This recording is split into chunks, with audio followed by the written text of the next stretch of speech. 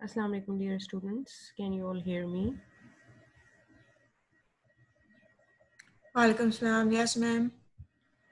कैसे हैं आप लोग? ठीक हैं?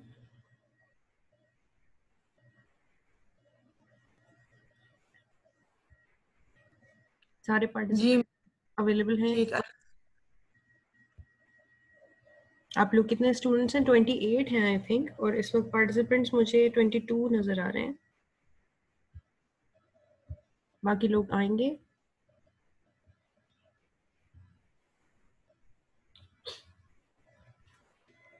यस मैम, आराम आराम से कनेक्ट हो रहे हैं। ठीक है।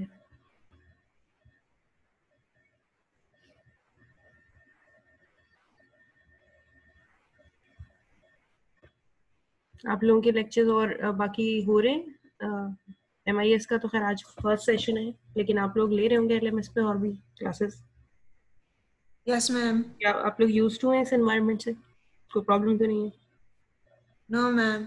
कोई मुझे आमतौर पे, क्योंकि मेरी प्रैक्टिस ये रहती है कि मैं थोड़ा पीछे से स्टार्ट लेती हूँ, कुछ पढ़ाए हुए कंटेंट्स को पहले पढ़ाती हूँ और उसके बाद फिर आगे चलती हूँ। लेकिन MIS के केस में हमारे क्योंकि हॉलीडेज सारे फ्राइडे को पड़े इस टर्म में, तो हमारा कोर्स इतना ज़्यादा कवर नहीं हो सका है। तो मैं बिल्कुल आज चाह रही हूँ कि हम पुरानी चीज़ों को टच ना करें और हम नए चैप्टर को स्टार्ट करें। तो अगर आप लोग यूज टू हैं तो बस मुझे फिर कोई किसी किस्म की रिविजन की जरूरत तो नहीं है, मुझे लगता है।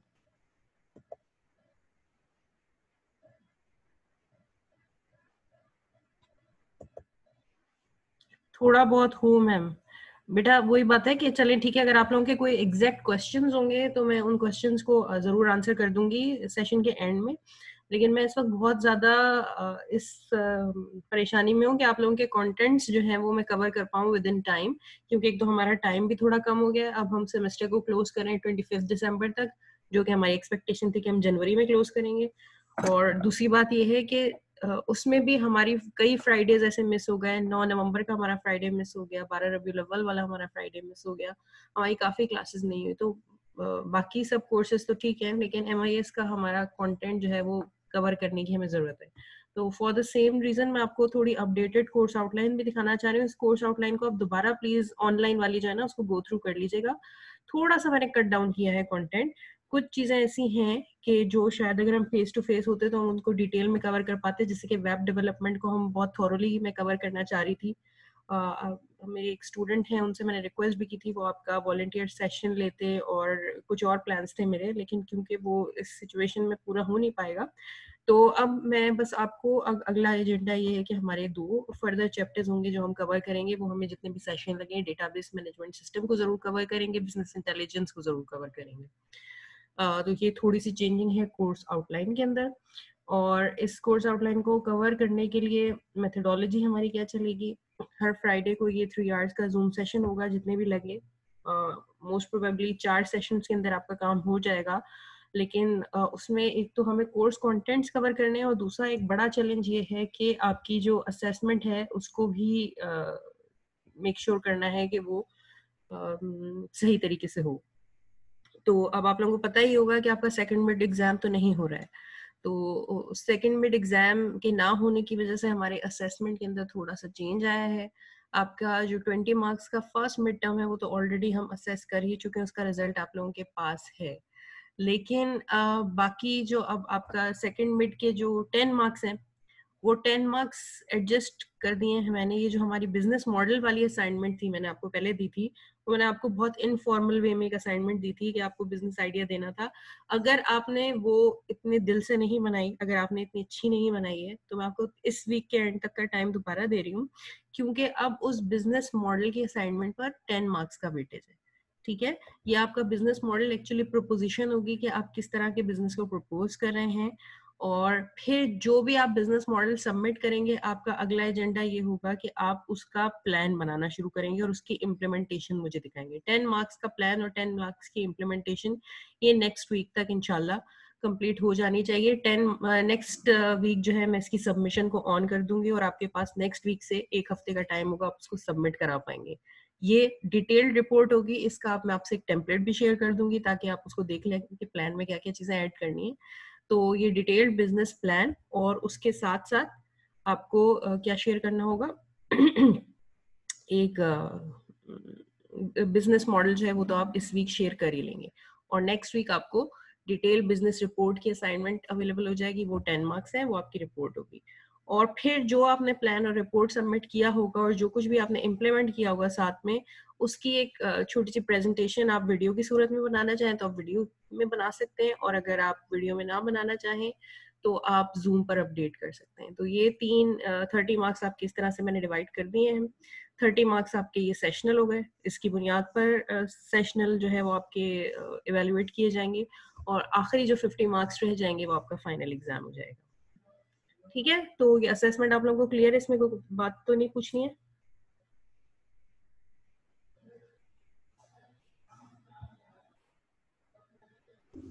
आई होप बिजनेस प्लान का वो तो जी, बिजनेस प्लान को मैं आगे और ज्यादा क्लैरिफाई कर दूंगी।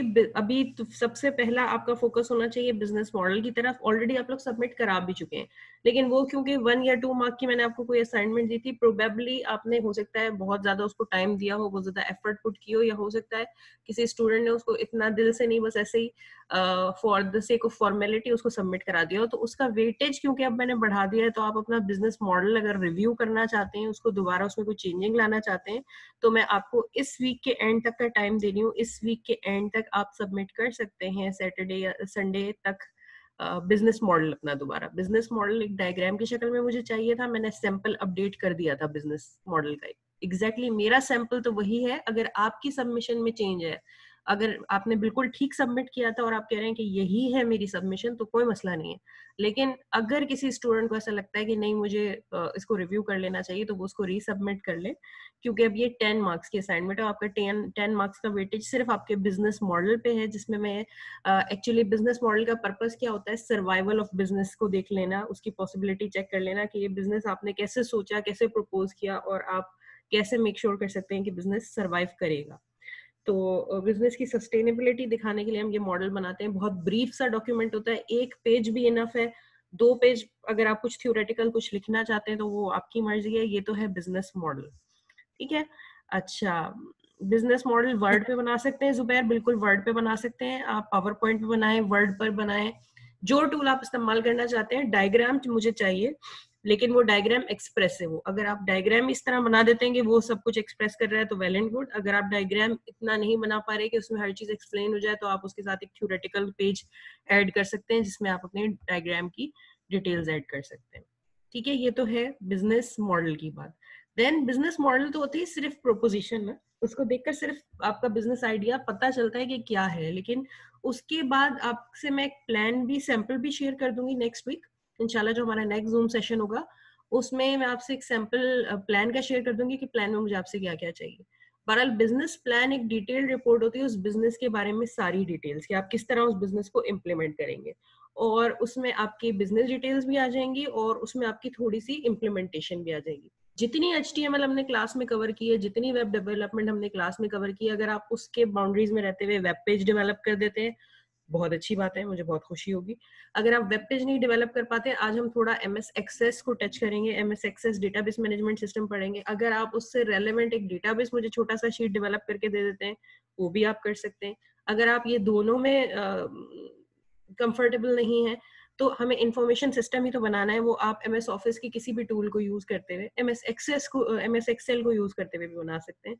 तो चाहे आप उसकी मुझे थोड़ी सी इम्प्लीमेंटेशन MS एक्सेल में ही दिखा दें, तो जो भी आपका बिजनेस प्लान है उससे रेलेवेंट थोड़ा सा डेटा कि वो किस तरह से डेटा को स्टोर कर रहा होगा, किस तरह से डेटा को यूज कर रहा होगा, इंफॉर्मेशन उसके अंदर कैसे प्रोसेस हो रही होगी, थोड़ा सा अगर आप मुझे प्लान के साथ ये सैंपल दिखा देंगे तो वो मैं आपको बहुत खुश होंगी इस बात पे। ये आपके 10 मार्क्स की रिपोर्ट हो जाएगी। ठीक है, असल में प्रिसाइसली ये एक रिपोर्ट है बिजनेस प्लान। इसका फॉर्मेट डिटेल्ड मैं आपसे शेयर कर दूंगी, सैंपल मैं आपसे शेयर कर दूंगी ताकि आपको समझ में आ जाए कि प्लान किस तरह से बनाना है और आप उसको देखकर अपना बना सकें, उसी से अलाइन कर सकें अपने जो प्लान है उसके फॉर्मेट को। ठीक है, तो ये नेक्स्ट क्लास में हम इस प्लान पे और डिटेल डिस्कस कर लेंगे। 12 में फिलहाल आपको सिर्फ ये बता रही हूँ कि इस पे वेटेज 10 मार्क्स की है, और जब ये प्लान और मॉडल दोनों चीजें सबमिट हो जाएंगी तो फिर 10 मार्क्स आपकी प्रेजेंटेशन के ऊपर है। प्रेजेंटेशन आप अगर वीडियो की सूरत में बनाएंगे, HTML मस्ट नहीं है जी, सादत बिल्कुल, सदाकत मस्ट नहीं है। अगर आपकी इम्प्लीमेंटेशन आपके हाथ में है ना, कि इस जो भी बिजनेस आपने सोचा है अपनी जो स्किल्स हैं उनकी बाउंड्री के अंदर रहते हुए, HTML में मस्ट आपको तब करती जब मैंने आपको HTML अच्छे से पढ़ाई होती, लेकिन क्योंकि हमारा बीच में सेशन एकदम क्लोज हो गया और मैं खुद सेटिस्फाई नहीं हो पा रही हूँ कि आपको मैंने उतनी अच्छी तरह से नहीं कवर करा सकी जितना मैं कराना चाहती थी। तो इवन देन अगर आप HTML में बनाते हैं, जरूर बनाएं, बहुत अच्छी बात है। आजकल इंटरनेट पे ट्यूटोरियल्स अवेलेबल है, हर चीज आप सीख सकते हैं, अपने सीनियर से सीख सकते हैं।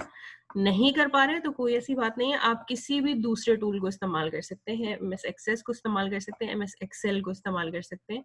मुझे सिर्फ आपकी अप्रोच देखनी है कि आप इंफॉर्मेशन को मैनेज किस तरह कर पा रहे हैं, अंडरस्टैंड कर पा रहे हैं कि आपके बिजनेस से रेलेवेंट इन्फॉर्मेशन कौन सी होगी और वो इन्फॉर्मेशन किस तरह स्टोर और प्रोसेस हो रही होगी। ठीक है, इसको आप किसी भी वे में इम्प्लीमेंट कर सकते हैं और अपनी रिपोर्ट का इसको पार्ट बना सकते हैं। तो ये चेक मैं रिपोर्ट की सूरत में ही करूंगी, और साथ में आप जो है वो अपनी प्रेजेंटेशन 5 मिनट्स की मुझसे शेयर करेंगे। प्रेजेंटेशन भी ये अब नेक्स्ट वीक की बात है, 14 डेज की बात है आज से। तो जब आप ये प्लान और इम्प्लीमेंट मॉडल दोनों सबमिट करा चुके होंगे तो आपको अच्छी तरह से आइडिया होगा कि आपका बिजनेस क्या है, जो आपने प्रपोज किया है उसको आप प्रेजेंट करेंगे लोगों के सामने। ठीक है, उसके 2 मोड्स हैं आपके पास। सबसे बेहतरीन मोड जो मेरा प्रेफर्ड मोड है वो ये है कि आप अपनी वीडियो बना लें और वीडियो LMS पर शेयर कर दें। तो उसको ये फायदा होता है कि हम किसी वक्त भी उसको देख सकते हैं और फिर बाद में आपसे उससे क्वेश्चन आंसर कर सकते हैं। लेकिन अगर आपको ये सही नहीं लग रहा, वीडियो आप नहीं बना सकते, तो आप 14 डेज के बाद, ये कौन सी डेट पड़ रही है, ये हमारा डेट है जनाब 19 दिसंबर को जो हमारा जूम लाइव सेशन होगा, आप लाइव सेशन में आके भी यहीं पर भी अपनी स्क्रीन शेयर करके प्रेजेंटेशन दे सकते हैं। तो यहाँ जूम पर प्रेजेंटेशन देना चाहें तो आप यहाँ प्रेजेंटेशन दे दीजिएगा, और अगर आपको यहाँ कंफर्टेबल नहीं है तो आप मुझे LMS पर सबमिट कर दीजिएगा। दोनों केसेस में मैं आपकी प्रेजेंटेशन सुन लूंगी।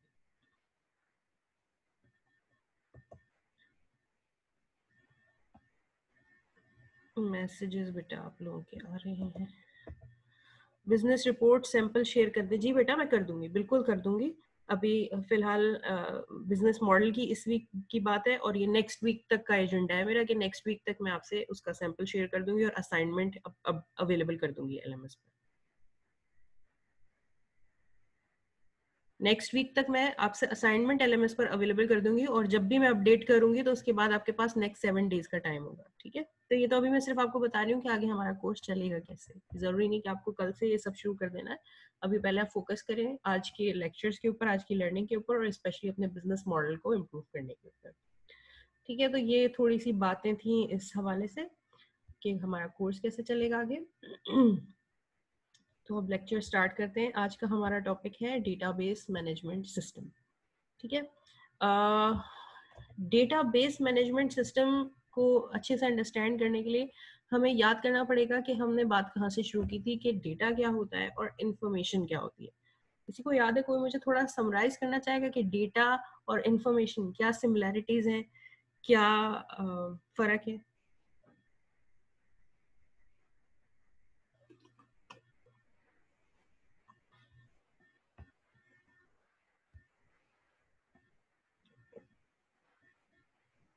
मैम डेटा कंप्लीट इंफॉर्मेशन नहीं देता। डेटा इंफॉर्मेशन और इंफॉर्मेशन में हमें एक कंप्लीट नॉलेज होती है, उसे हम एक आइडिया, एक सेंस ले सकते हैं। लेकिन डेटा को जब हम कंपाइल करेंगे फिर इंफॉर्मेशन बनेगी। एग्जाम्पल दे सकते हैं?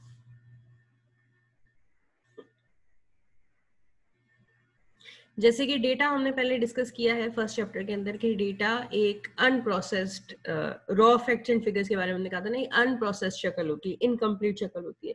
डेटा एक ऐसी शक्ल है कि जहां पर फर्दर प्रोसेसिंग पॉसिबल है। ठीक है, जैसे कि अभी हम कहें कि आप जो अपना बिजनेस प्रपोज कर रहे हैं या बिजनेस मॉडल के बारे में सोच रहे हैं, अभी हमने वो कंप्लीट नहीं किया है, ठीक है ना, अभी हम इनिशियल फेज में, तो ये हम बिजनेस से रेलेवेंट इस वक्त आपके पास असाइनमेंट के नाम पर क्या होगा, प्लान के नाम पर क्या होगा, डेटा। डेटा यानी आपके पास रॉ फैक्ट्स एंड फिगर्स हैं, कुछ चीजें आपने डिसाइड की हैं, कुछ चीजें आपने प्लान की हैं, और कुछ चीजें अभी आपको फर्दर इस्तेमाल करनी है। तो डेटा होता है small facts and figures, raw facts and figures, जिनको अभी फर्दर प्रोसेसिंग की रिक्वायरमेंट होती है और जिसका अभी ऑब्जेक्टिव अभी अचीव नहीं हुआ होता। इंफॉर्मेशन वो डेटा की सिचुएशन होती है कि जहां पर वो डेटा जो है वो सेंस जनरेट करने लगता है। इन डेटा और इंफॉर्मेशन की हमने पूरी लाइफ साइकिल पढ़ी थी कि जो चीज आज डेटा है उसको आगे प्रोसेसिंग के बाद इंफॉर्मेशन में ही कन्वर्ट होना होता है, लेकिन जो इंफॉर्मेशन है वो भी आगे किसी न किसी सिस्टम के अंदर दोबारा डेटा के तौर पर ही प्रोसेस हो रही थी। कोई मुझे एग्जांपल देगा, या हम क्लास में अच्छे से डिस्कस कर चुके हैं, डेटा और इंफॉर्मेशन की कोई अच्छी सी एग्जांपल दे दें कि डेटा इंफॉर्मेशन में कन्वर्ट हो जाता है और इंफॉर्मेशन डेटा में कन्वर्ट हो जाता है। हमने क्लास में बातें डिस्कस की थी।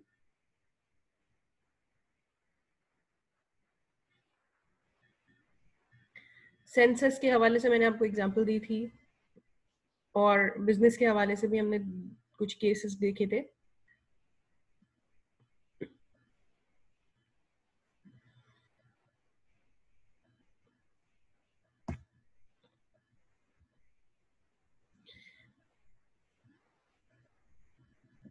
Ma'am ji ma'am for example हम सेंसस करते हैं और हर फैमिली से पूछते हैं कि आपके घर में कितने जो लोग हैं वो पढ़े लिखे हैं, तो ये एक डेटा होगा। इस इंफॉर्मेशन को हम कंपाइल करके एवरेज जब बनाएंगे या कोई इंडेक्स निकालेंगे वो हमारी इंफॉर्मेशन होगी। उस फिर इंडेक्स जो इंफॉर्मेशन है उसको हम दोबारा यूज करके एज अ डेटा जो भी हमारी पॉलिसीज है वो हम बना सकते हैं।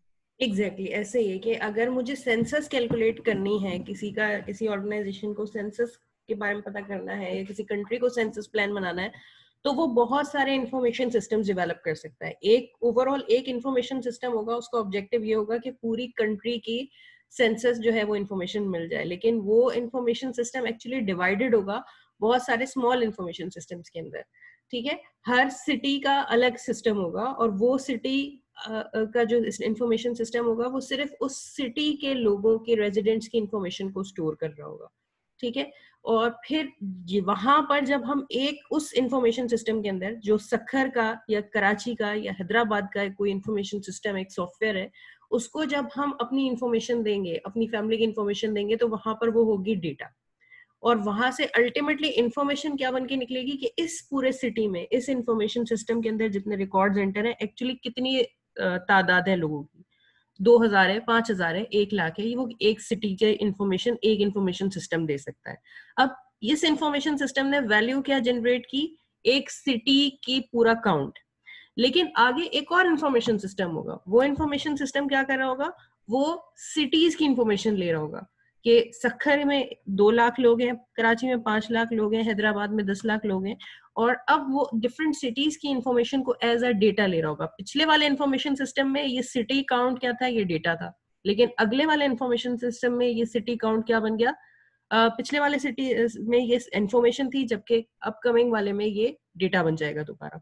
और वो क्या जनरेट करेगा, वो एक पूरे प्रोविंस का हमें काउंट दे सकता है कि ये सिंध अगर कोई प्रोविंस है तो उसके आखिर पॉपुलेशन कितनी है। फर्दर हमारे पास एक और इंफॉर्मेशन सिस्टम हो सकता है जो कि पूरे प्रोविंस की जो काउंट है वो एज डेटा ले रहा हो और वो पूरी कंट्री की इंफॉर्मेशन हमें बता रहा हो। तो ये data and information life cycle है। Information system to information system ये चीज वेरी करती रहती है। एक इंफॉर्मेशन सिस्टम के लिए जो फैक्ट्स एंड फिगर्स डेटा होते हैं, हो सकता है दूसरे इंफॉर्मेशन सिस्टम के लिए वही फैक्ट्स एंड फिगर्स इंफॉर्मेशन बन जाए।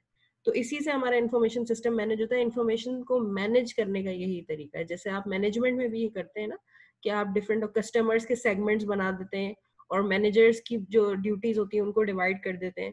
फिर आपके पास कोई सेल्स मैनेजर होता है, फिर आपके पास रीजनल मैनेजर्स होते हैं, फिर आपके पास एरिया मैनेजर्स होते हैं, टेरिटरी मैनेजर्स होते हैं। इसी तरह इंफॉर्मेशन सिस्टम में भी कॉन्सेप्ट है कि आपके पास डेटा होता है और डेटा को मैनेज करने के लिए इंफॉर्मेशन सिस्टम होता है, और फिर इंफॉर्मेशन सिस्टम्स का भी हमारे पास क्लासेस होती हैं, वो सारे इंफॉर्मेशन सिस्टम्स आपस में डील कर रहे होते हैं। तो अब सवाल ये है कि information system is all about data. सवाल ये है कि ये डेटा जो है ये किस तरह से स्टोर करेंगे इंफॉर्मेशन सिस्टम।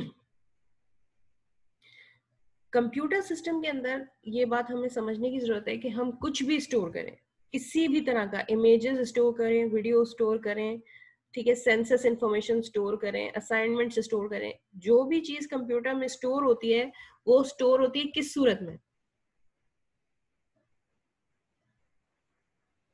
कंप्यूटर में फाइल की सूरत में। आप देख लें आपके पास जितने भी डेटा होगा ना, जो भी आपके पास असाइनमेंट्स होंगी, डॉक्यूमेंट्स होंगे, मूवीज होंगी, सॉन्ग्स होंगे, आपके पास हर चीज है फाइल की सूरत में, ठीक है। लेकिन फाइल्स के अंदर कुछ ड्रॉबैक्स हैं, और उन ड्रॉबैक्स की वजह से हालांकि कंप्यूटर यूज तो हम फाइल करता है, लेकिन हम फाइल्स के तौर पर डेटा को नहीं लेते, हम डेटा को देखते हैं डेटाबेसेस की सूरत में।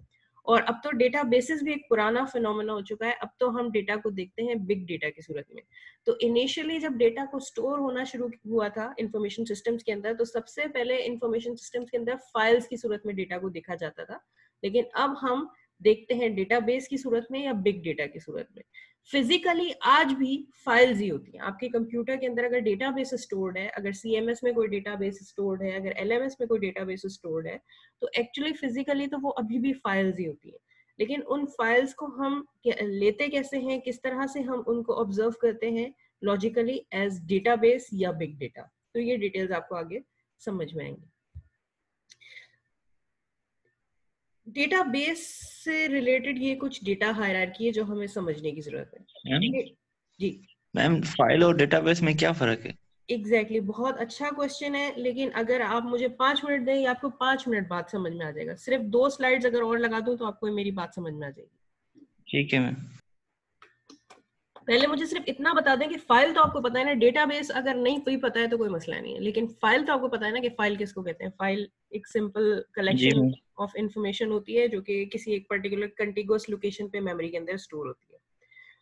अच्छा, अब बात करते हैं बिट। बिट पता है आप लोगों को, कंप्यूटर फाइल को भी नहीं देखता, ये तो हमें और समझने की बात है कि कंप्यूटर के लिए अगर डेटा या इंफॉर्मेशन के लिए कोई यूनिट ऑफ अंडरस्टैंडिंग है तो वो क्या है, वो है बिट। ये बिट क्या होता है?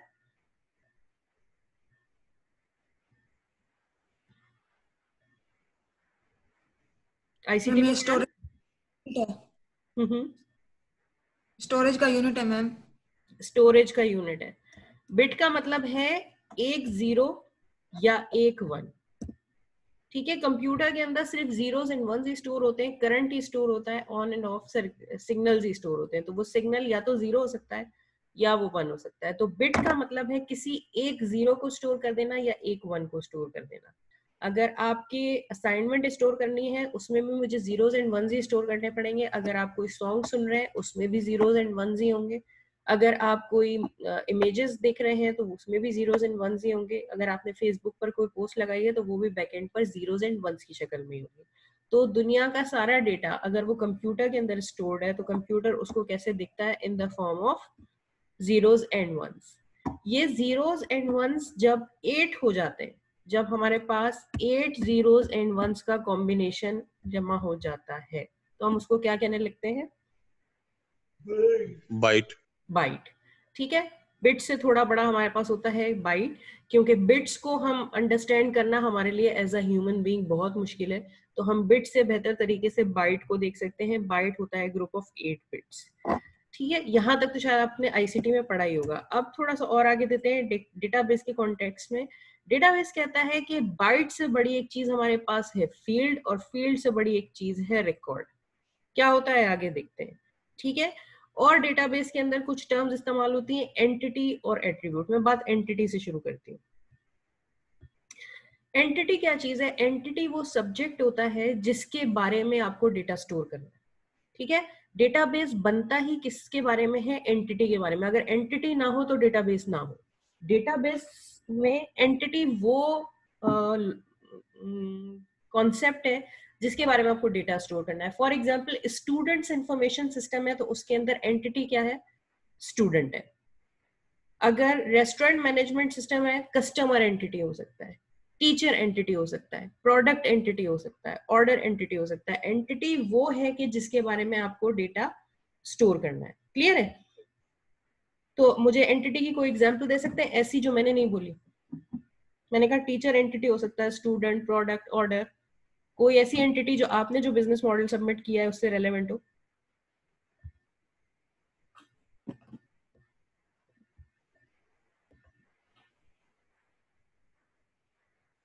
कॉन्सेप्ट क्लियर हुआ है एंटिटी का? एंटिटी क्या चीज है? नहीं नहीं हुआ मैम। अगर सखर आईबीए का कोई इंफॉर्मेशन सिस्टम है, मुझे बताएं सखर आईबीए के पास कोई इंफॉर्मेशन सिस्टम जिसका नाम आपको पता हो, वो बताएं जरा।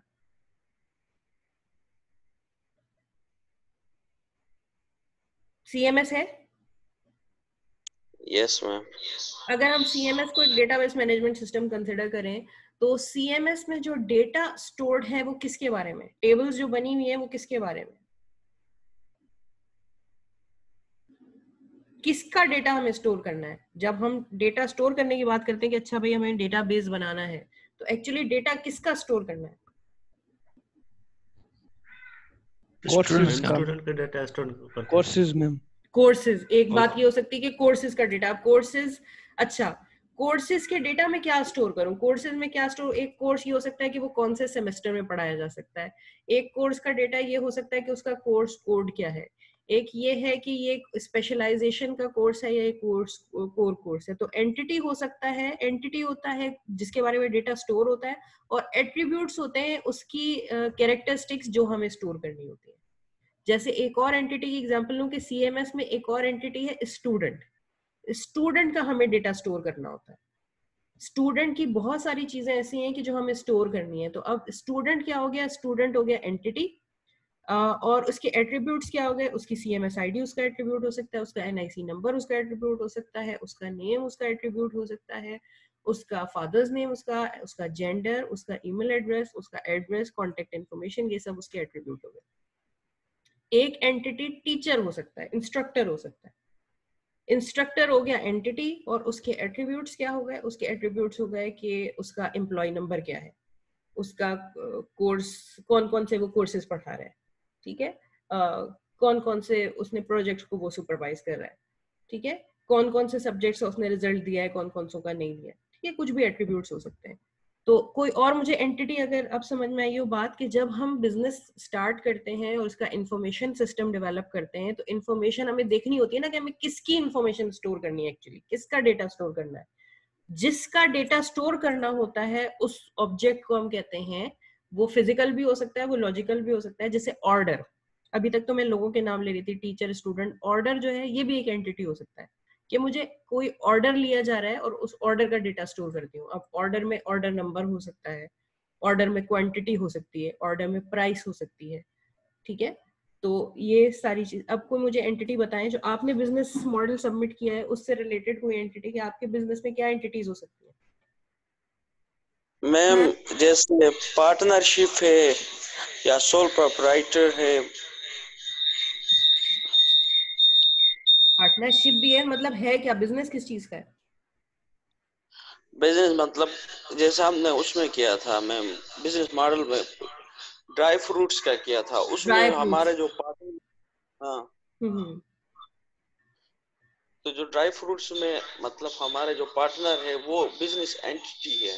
एग्जैक्टली, पार्टनर कह लें, सप्लायर कह लें, ठीक है, पार्टनर भी कह लें। तो ये एक टेबल हो सकती है, और उस टेबल में, अच्छा अगर आपका पार्टनर है तो आप उसकी क्या इंफॉर्मेशन स्टोर करना चाह रहे हैं?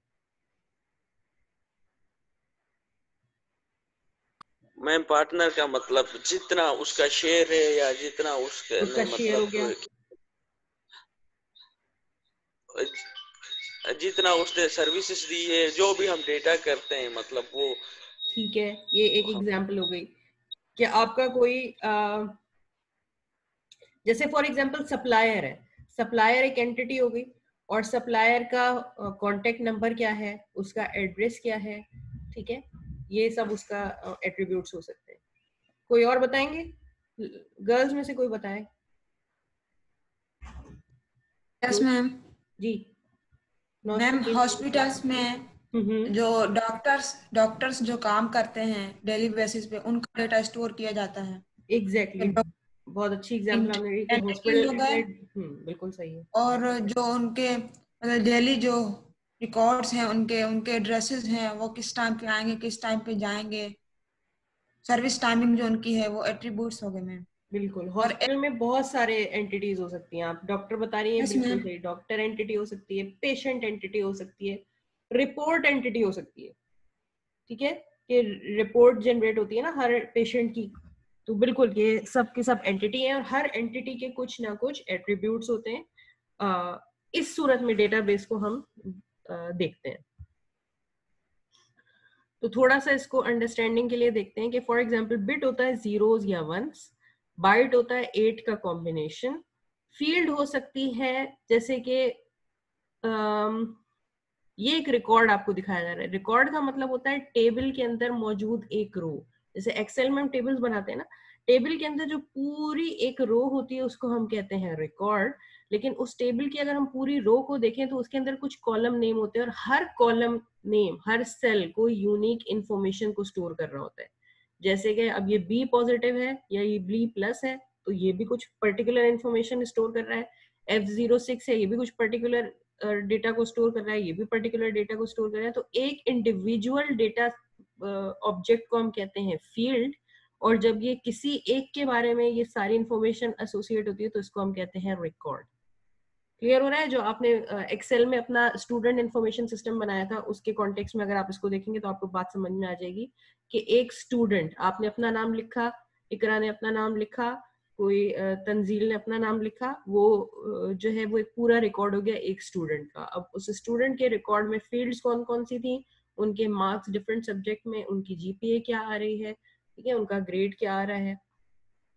तो ये आपको समझ में आए कि ये डेटा हायरार्की होती है। डेटा स्टोर होता है तो इस हायरार्की के साथ होता है।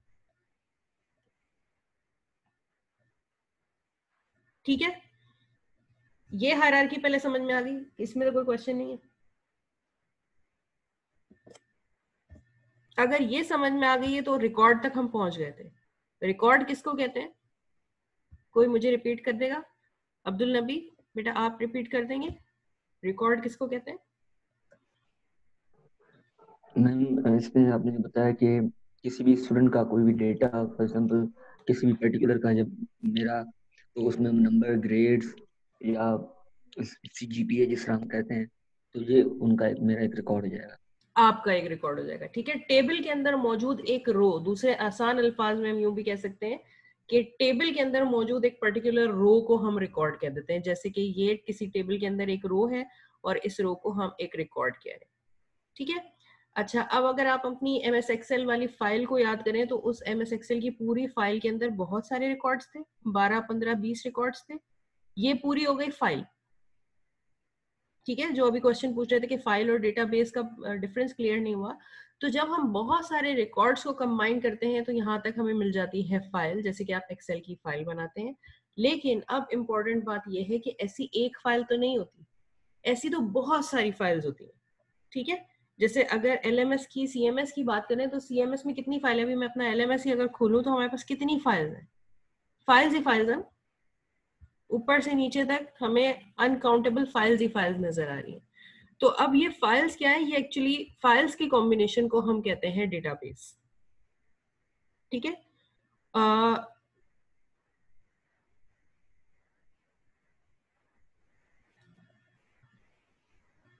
डेटाबेस कहते हैं किसी एक पर्टिकुलर एंटिटी के बारे में डिफरेंट फाइल्स को स्टोर करना। अब ये सारी डेटाबेस तब होगा, ऐसे नहीं कि मैं कोई भी, आपने फॉर एग्जांपल मैं ये खोलती हूँ अपना, अब ये भी फाइल्स है, मेरे कंप्यूटर का कोई फोल्डर है और इसमें भी फाइल्स ही फाइल्स पड़ी हुई हैं, लेकिन क्या ये डेटाबेस है?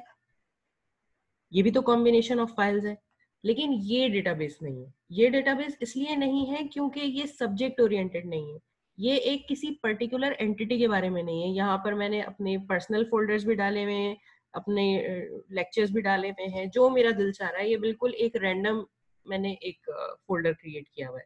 जबकि यहाँ पर हम नोट करें तो यहाँ पर जो फाइल्स होंगी ना वो एक ही एंटिटी के बारे में होंगी, उस एंटिटी से रेलेवेंट एक सब्जेक्ट ओरिएंटेड। अब ये स्टूडेंट डेटाबेस आप नोट करें, स्टूडेंट हमारी एंटिटी है और सारी फाइल्स जो इस डेटाबेस के अंदर मौजूद होंगी वो उस एंटिटी से रिलेटेड होंगी। तो अगर आप फाइल्स को एंटिटी से रिलेशनशिप की बुनियाद पर कंबाइन करते हैं तो उसको हम कहते हैं डेटाबेस। क्लियर हुआ जिसने भी पूछा था? जी मैम क्लियर। यानी फाइल्स में हम डिफरेंट फाइल्स मिलकर डेटाबेस बनाते हैं ना मैम? डिफरेंट फाइल्स मिलकर डेटाबेस बनाते हैं, लेकिन एक कंडीशन के साथ। डिफरेंट फाइल्स यहाँ पर भी हैं लेकिन डिफरेंट फाइल्स वहां पर भी हैं। कंडीशन क्या है कि वो सारी फाइल्स एक एंटिटी को ही टारगेट कर रही है, इसलिए एंटिटी पढ़ाना पहले जरूरी था। अगर वो फाइल्स रैंडम है कि कोई एक फाइल आपकी मूवी की पड़ी हुई है, एक फाइल आपकी असाइनमेंट की पड़ी हुई है, एक फाइल आपको फ्रेंड ने कुछ नोट्स दिए थे वो पढ़े, अब ये डेटाबेस नहीं है। डेटाबेस तब होगा जब आपने एक फोल्डर बनाया है MIS का, उसके अंदर सारी MIS की असाइनमेंट्स है, प्रोजेक्ट्स है, रिपोर्ट्स है। अगर वो एक एंटिटी से रिलेटेड है तो आप उसको डेटाबेस कह सकते हैं। अगर वो सब्जेक्ट ओरिएंटेड है तो उसको आप डेटाबेस कह सकते हैं। लेकिन अगर वो रैंडम है तो वो डेटाबेस के लिए क्वालिफाई नहीं करता।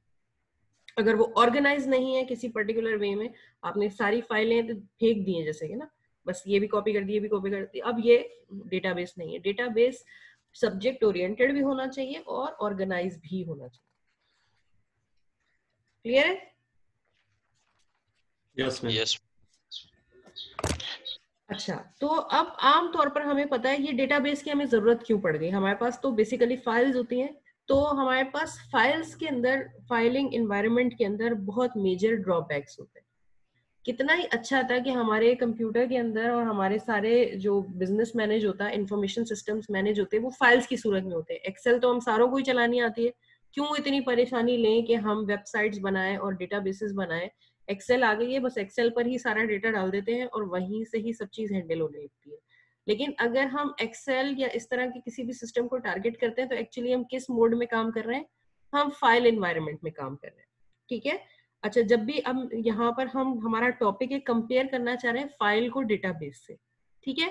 लेकिन अगर आप फाइल और डेटाबेस को अलग-अलग बहुत अच्छे से अंडरस्टैंड कर पा रहे हैं तो ठीक है, वरना एग्जांपल केस स्टडी के तौर पर हम MS एक्सेल का स्टूडेंट इंफॉर्मेशन सिस्टम कंपेयर करते हैं CMS के साथ। कि आपके पास एक CMS सॉफ्टवेयर अवेलेबल है और आपके पास MS एक्सेल भी अवेलेबल है। सारी चीजें एक्सेल की शीट्स में भी अवेलेबल हो सकती हैं। तो ट्रेडिशनल फाइलिंग एनवायरनमेंट में क्या प्रॉब्लम्स हैं या आपको MS एक्सेल किस तरह से काम करती है, ये देखकर समझ में आएगा कि किस तरह MS एक्सेल डिफरेंट है और क्यों हम कहते हैं कि ओरेकल होना चाहिए, MS एक्सेस होना चाहिए। ठीक है। ट्रेडिशनल फाइलिंग एनवायरनमेंट के अंदर एक प्रॉब्लम होता है। वो प्रॉब्लम ये है कि एक मास्टर फाइल होती है, उसके अंदर सारा डेटा होता है। ठीक है। जैसे कि मैं एक टीचर हूँ, मेरे पास एक फाइल होगी, उसमें आपका डेटा होगा। आपके ही कोई और टीचर होंगे, उनके पास एक एक्सेल फाइल होगी, उनके पास उनका डेटा होगा। ये तब होगा जब ट्रेडिशनल फाइलिंग एनवायरनमेंट आजकल नहीं इस्तेमाल होती, लेकिन अगर ऐसा होता, अगर हम ट्रेडिशनल फाइलिंग एनवायरनमेंट में काम कर रहे होते, तो आपके जितने टीचर्स हैं, हर टीचर के पास एक एक फाइल होती। ठीक है। हर एम्प्लॉय के पास अलग अलग फाइल्स होती और वो फाइल्स का एक मास्टर फाइल होती, एक ऐसी मास्टर फाइल के जिस फाइल के अंदर सारों का कॉम्प्रिहेंसिव इंफॉर्मेशन है। ये बात समझ में आ रही है ना, कि एक मास्टर फाइल होती कि उसमें मेरा डेटा भी मौजूद होता, आपके दूसरे टीचर्स का डेटा भी मौजूद होता, फाइनेंस का डेटा भी मौजूद होता, अकाउंटिंग का भी, लाइब्रेरी का भी। वो एक एक्सेल की बहुत बड़ी सी शीट बन जाती कि उसके अंदर हर स्टूडेंट का तमाम तरह का डेटा मौजूद होता। क्लियर है? अब जब अकाउंट ऑफिस की हम बात करें, अकाउंट या फाइनेंस, वहां के यूजर्स जो हैं वो जो प्रोग्राम एक्सेस कर रहे होते, तो इस डेटाबेस के कुछ फाइल्स उनके पास होती हैं, कुछ रैंडम उनके पास उसकी कॉपीज होती हैं। फॉर एग्जांपल कि अगर फाइनेंस ऑफिस जो है वो BBA के स्टूडेंट्स को देख रहा है तो उनके पास BBA के सारे स्टूडेंट्स की फाइल्स मौजूद होती हैं। ठीक है।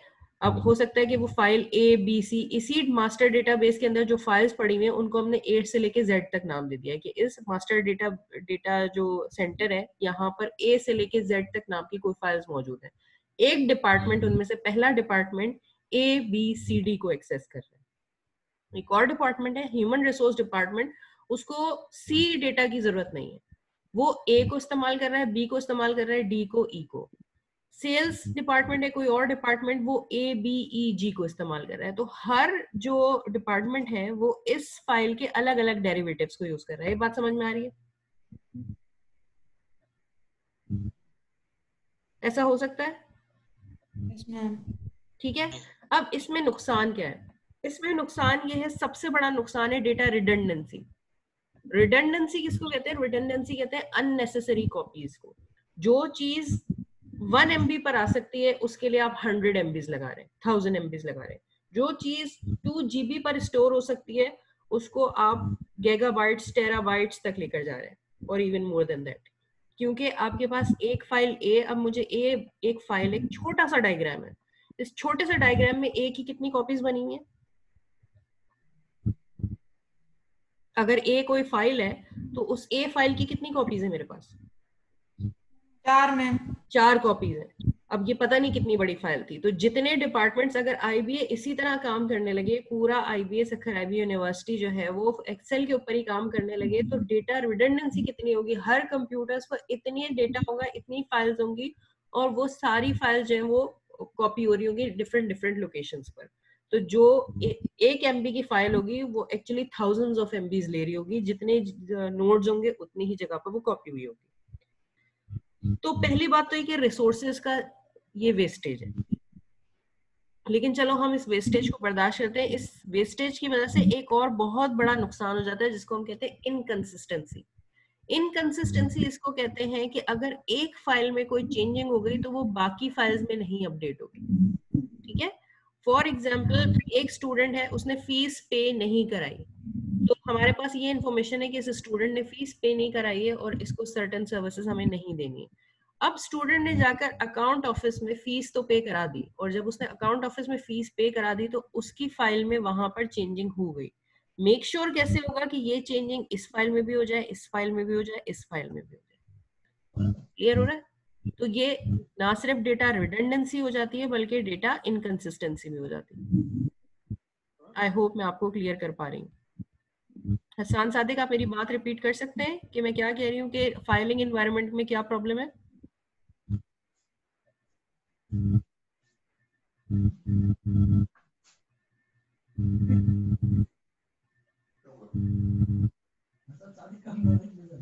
हसन, आपको मेरी आवाज आ रही है? हसन है, हसन है, हसन सादिक। जी मैम। तो आप ये रिपीट कर सकते हैं कि ट्रेडिशनल फाइलिंग एनवायरनमेंट में ऐसा क्या प्रॉब्लम है कि हमें डेटाबेस की जरूरत पड़ जाती है?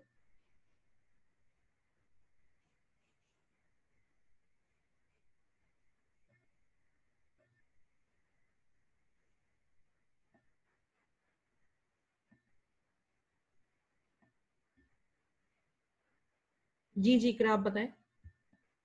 नेट मैम इसमें ये प्रॉब्लम है, एक तो रिडंडेंसी, दूसरा इनकंसिस्टेंसी। रिडंडेंसी माना एक ही जो फाइल है वो बार बार रिपीट होती रहती है, और ये इनकंसिस्टेंट भी है। इस वजह से हम जो है वो डेटाबेस यूज करते हैं। डेटाबेस में ये सही है, ठीक है। ये तो बहुत मेजर इश्यूज हैं, जो सबसे बड़ा ब्लंडर है फाइल मैनेजमेंट सिस्टम का, जिसकी वजह से हम फाइल मैनेजमेंट इस्तेमाल नहीं करते। और भी बहुत सारे इश्यूज हो सकते हैं, जैसे फॉर एग्जांपल प्रोग्राम और डेटा डिपेंडेंस। जो सॉफ्टवेयर होता है, डेटा पूरी तरह से सॉफ्टवेयर के ऊपर डिपेंडेंट होता है। जैसे कि एक्सेल की फाइल पड़ी हुई है, तो अगर एक्सेल इंस्टॉल नहीं हुआ हुआ, एक्सेल काम नहीं कर रहा, तो फाइल भी काम नहीं करेगी। अगर मैं एक्सेल का नया वर्जन इंस्टॉल करना चाहती हूँ, अपने कंप्यूटर को अपग्रेड करना चाहती हूँ और विंडोज से किसी और सिस्टम पर स्विच करना चाहती हूँ, अब वो एक्सेल फाइल मेरे लिए बेकार हो गई। ठीक है, तो जो भी फाइल होती है वो किसी ना किसी सॉफ्टवेयर पर डिपेंडेंट होती है, और जब वो सॉफ्टवेयर काम कर रहा होता है तो वो फाइल काम कर रही होती है। लेकिन अगर आपके पास वो सॉफ्टवेयर नहीं है तो आपको कह रहा होता है कि आप प्लग इन जो है इंस्टॉल करें, फाइल नहीं चलाई जा सकती। लेकिन डेटाबेस के केस में ऐसा नहीं होता। डेटाबेस के केस में फाइल अलग होती है और डेटाबेस अलग होता है, और आपका जो प्रोग्राम होता है वो उससे बिल्कुल अलग होता है। अब आप अपना LMS CMS मोबाइल पर भी खोल सकते हैं, कंप्यूटर पर भी खोल सकते हैं, डिफरेंट लोकेशंस पर खोल सकते हैं, मगर पीछे फाइल एक ही होती है, और कोई वो डिपेंडेंट नहीं है सॉफ्टवेयर के ऊपर कि अगर आप दूसरे सॉफ्टवेयर पर चलाएंगे तो वो नहीं ओपन होगी। वो किसी भी सॉफ्टवेयर पर ओपन हो सकती है आराम से। तो डेटाबेस मैनेजमेंट सिस्टम के अंदर सॉफ्टवेयर की डिपेंडेंस नहीं होती आपके डेटा के साथ। ठीक है, इसके अलावा फ्लेक्सिबल भी नहीं होता। फाइल के अंदर जिस तरीके से डेटा को स्टोर किया गया है उसी तरीके से डेटा को पिक किया जा सकता है। जैसे कि मैं हर स्टूडेंट की अगर CMS पर इंफॉर्मेशन देखना चाहती हूँ तो एक पर्टिकुलर मैनर में ही देख सकती हूँ। मैं अपनी मर्जी से नहीं देख सकती कि मुझे सिर्फ वो स्टूडेंट दिखाए कि जिनके 80 मार्क्स आए हैं, मुझे सिर्फ वो स्टूडेंट दिखाए जिनके 90 मार्क्स आए हैं। ठीक है, आप LMS देखते हैं तो आप LMS को उस वे में ही देखते हैं जिस वे में LMS आपको नजर आता है। आप इस वे में एलएमएस को नहीं देख पाते कि मुझे सिर्फ और सिर्फ वो असाइनमेंट्स दिखाओ जो मैंने अभी तक सबमिट नहीं किए हैं, और जो सबमिट कर दिए वो मुझे दिखाना बंद कर दो। तो वो आप कस्टमाइज नहीं कर सकते फाइल मैनेजमेंट सिस्टम के अंदर। जो अनएंटिसिपेटेड इन्फॉर्मेशन है वो नहीं दिखा पाता। जिस तरह से फाइल को बनाया गया है सिर्फ वो इन्फॉर्मेशन ही वो दिखा सकता है। तो ये कुछ प्रॉब्लम्स हैं जिसकी वजह से हमें स्विच होना पड़ता है फाइल मैनेजमेंट सिस्टम से डेटाबेस मैनेजमेंट सिस्टम के ऊपर। ठीक है, database management system. Excuse me ma'am. जी मैम वो फ्लेक्सिबिलिटी इशू था, वो समझ में नहीं आया ma'am. Flexibility ma'am, issue lack of data flexibility. Excel की मेरे पास कोई शीट मौजूद हो अगर,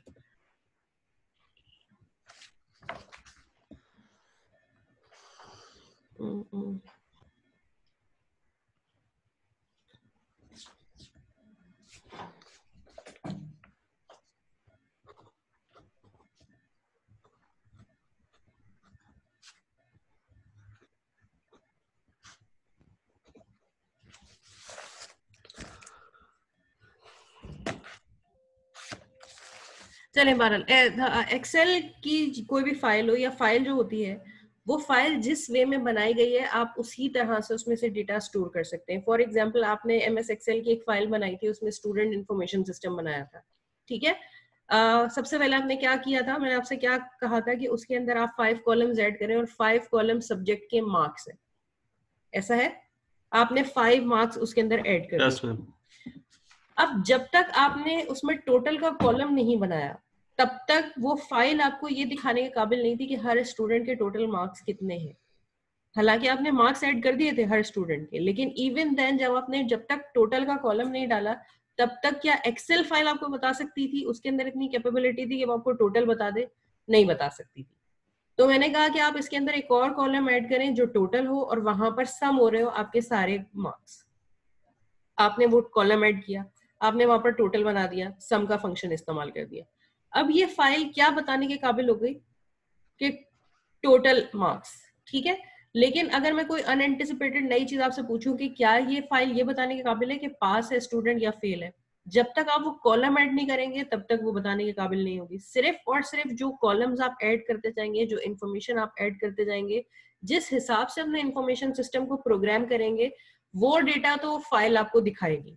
लेकिन उसके अलावा कोई नया अनएंटिसिपेटेड इन्फॉर्मेशन जो कि पहले मैंने नहीं मांगी थी वो अब मैं आपसे मांगने लगूं तो वो नहीं दे सकती। ठीक है, कि फॉर एग्जांपल अगर मैं उसी शीट को आपसे एमएस एक्सेल की खोल के आपसे कहूं कि आप मुझे उस स्टूडेंट का नाम दे दें, ये शीट हर दफा प्रिंट करेगी सबसे ज्यादा मार्क्स किस स्टूडेंट।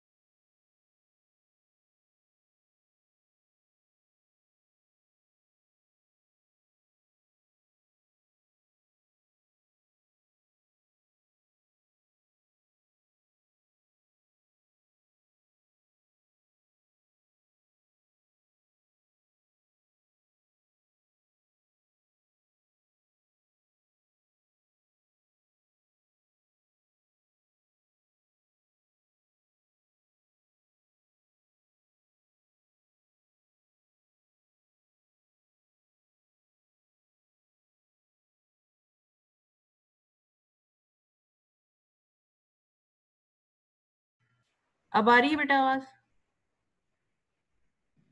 Yes ma'am. अच्छा,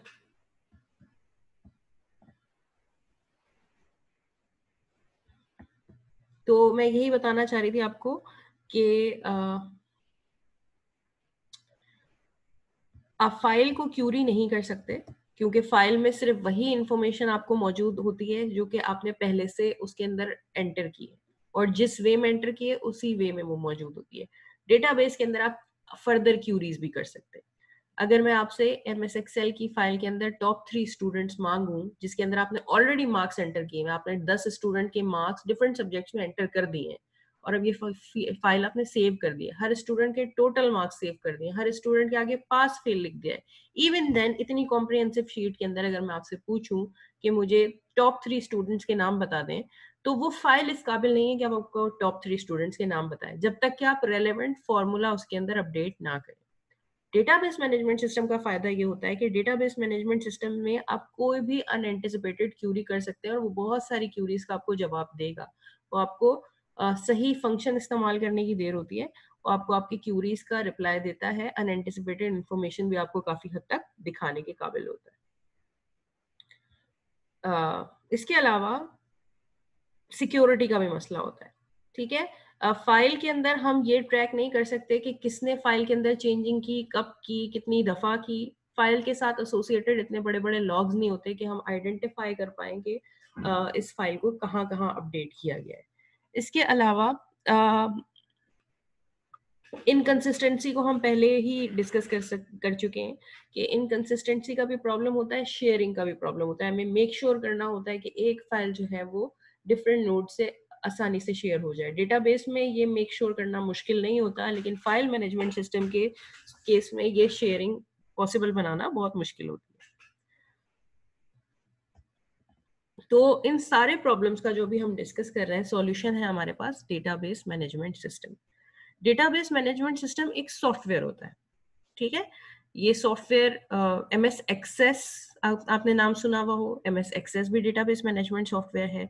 आपने Oracle का नाम सुना हो, Oracle भी डेटाबेस मैनेजमेंट सॉफ्टवेयर है। अगर आपने SQL का नाम सुना हो, SQL सर्वर, SQL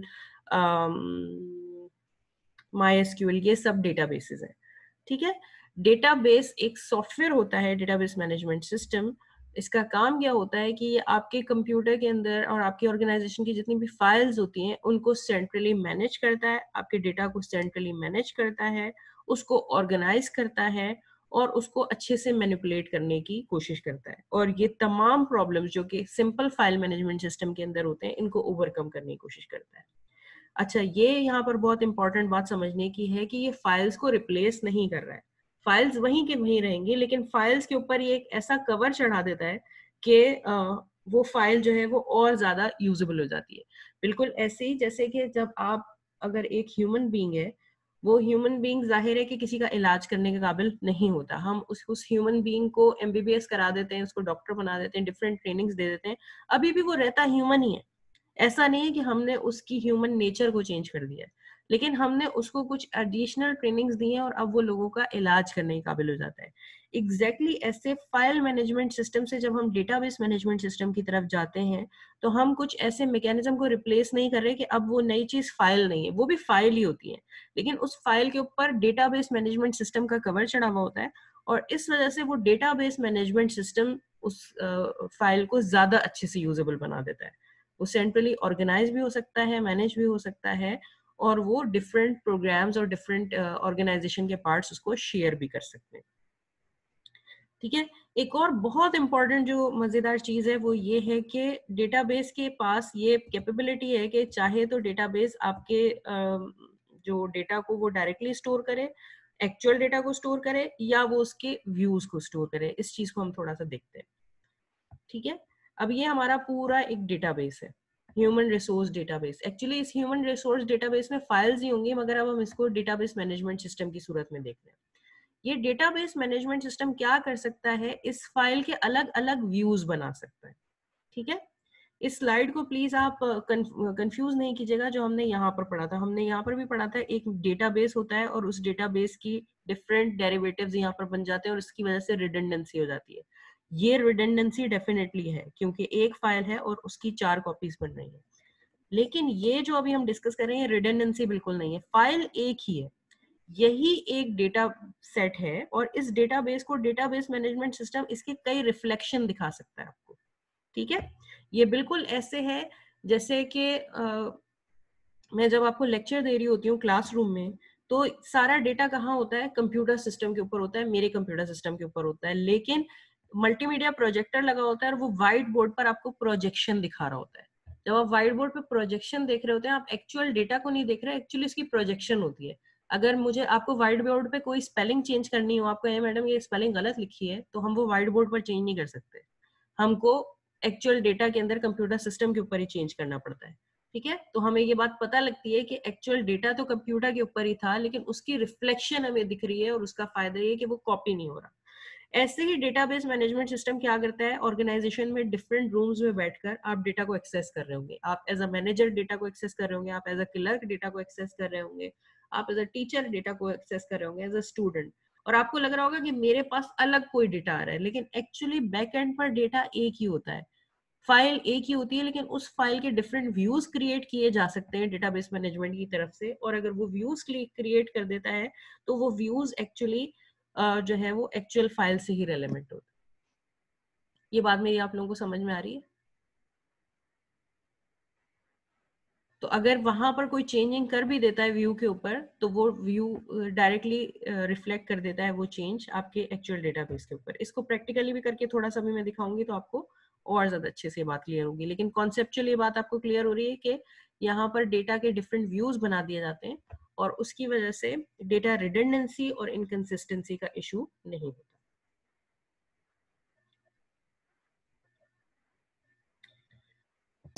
मैम इसका मतलब ये हुआ कि जो डेटाबेस मैनेजमेंट में है, जो चीज हम मतलब आउटपुट में ऐसा दिखाना चाहें तो उसको दिखा सकते हैं, मतलब एज अ रिडंडेंसी, मतलब ज्यादा जो ओवरलोड डेटा होता है उसको हम मतलब शेयर नहीं करते हैं। नहीं, जो शेयर बिल्कुल मालूमात होती करते है हैं, सिर्फ लेकिन उसको शेयर शेयर करने के लिए उसकी कॉपी बनाने की जरूरत नहीं है। ठीक है, वही सेम उसी के व्यूज जनरेट कर सकते हैं। और इसकी मैं एग्जांपल कर दिखाऊंगी तो आपको बात और ज्यादा समझ में आएगी, लेकिन हमारा कहने का मकसद ये है कि अगर मेरे पास एक फाइल है, ठीक है, और वो फाइल मैं आपसे शेयर करना चाहती हूँ, तो मेरे पास फाइल शेयर करने का क्या तरीका है? मेरे पास फाइल शेयर करने का ये तरीका है कि मैं फाइल आपको ईमेल कर दूंगी। ठीक है, लेट सपोज आपके 5 टीचर्स हैं और उन 5 टीचर्स ने आपके मार्क्स रख लिए, सेकंड मिड के, फर्स्ट मिड के, फाइनल के। अब मेरे पास एक शीट होगी, उसमें MIS के मार्क्स होंगे, आपके एक और टीचर होंगे, उनके पास एक शीट होगी, उसमें किसी और के मार्क्स होंगे, एक तीसरे टीचर होंगे, उनके पास किसी और के मार्क्स होंगे।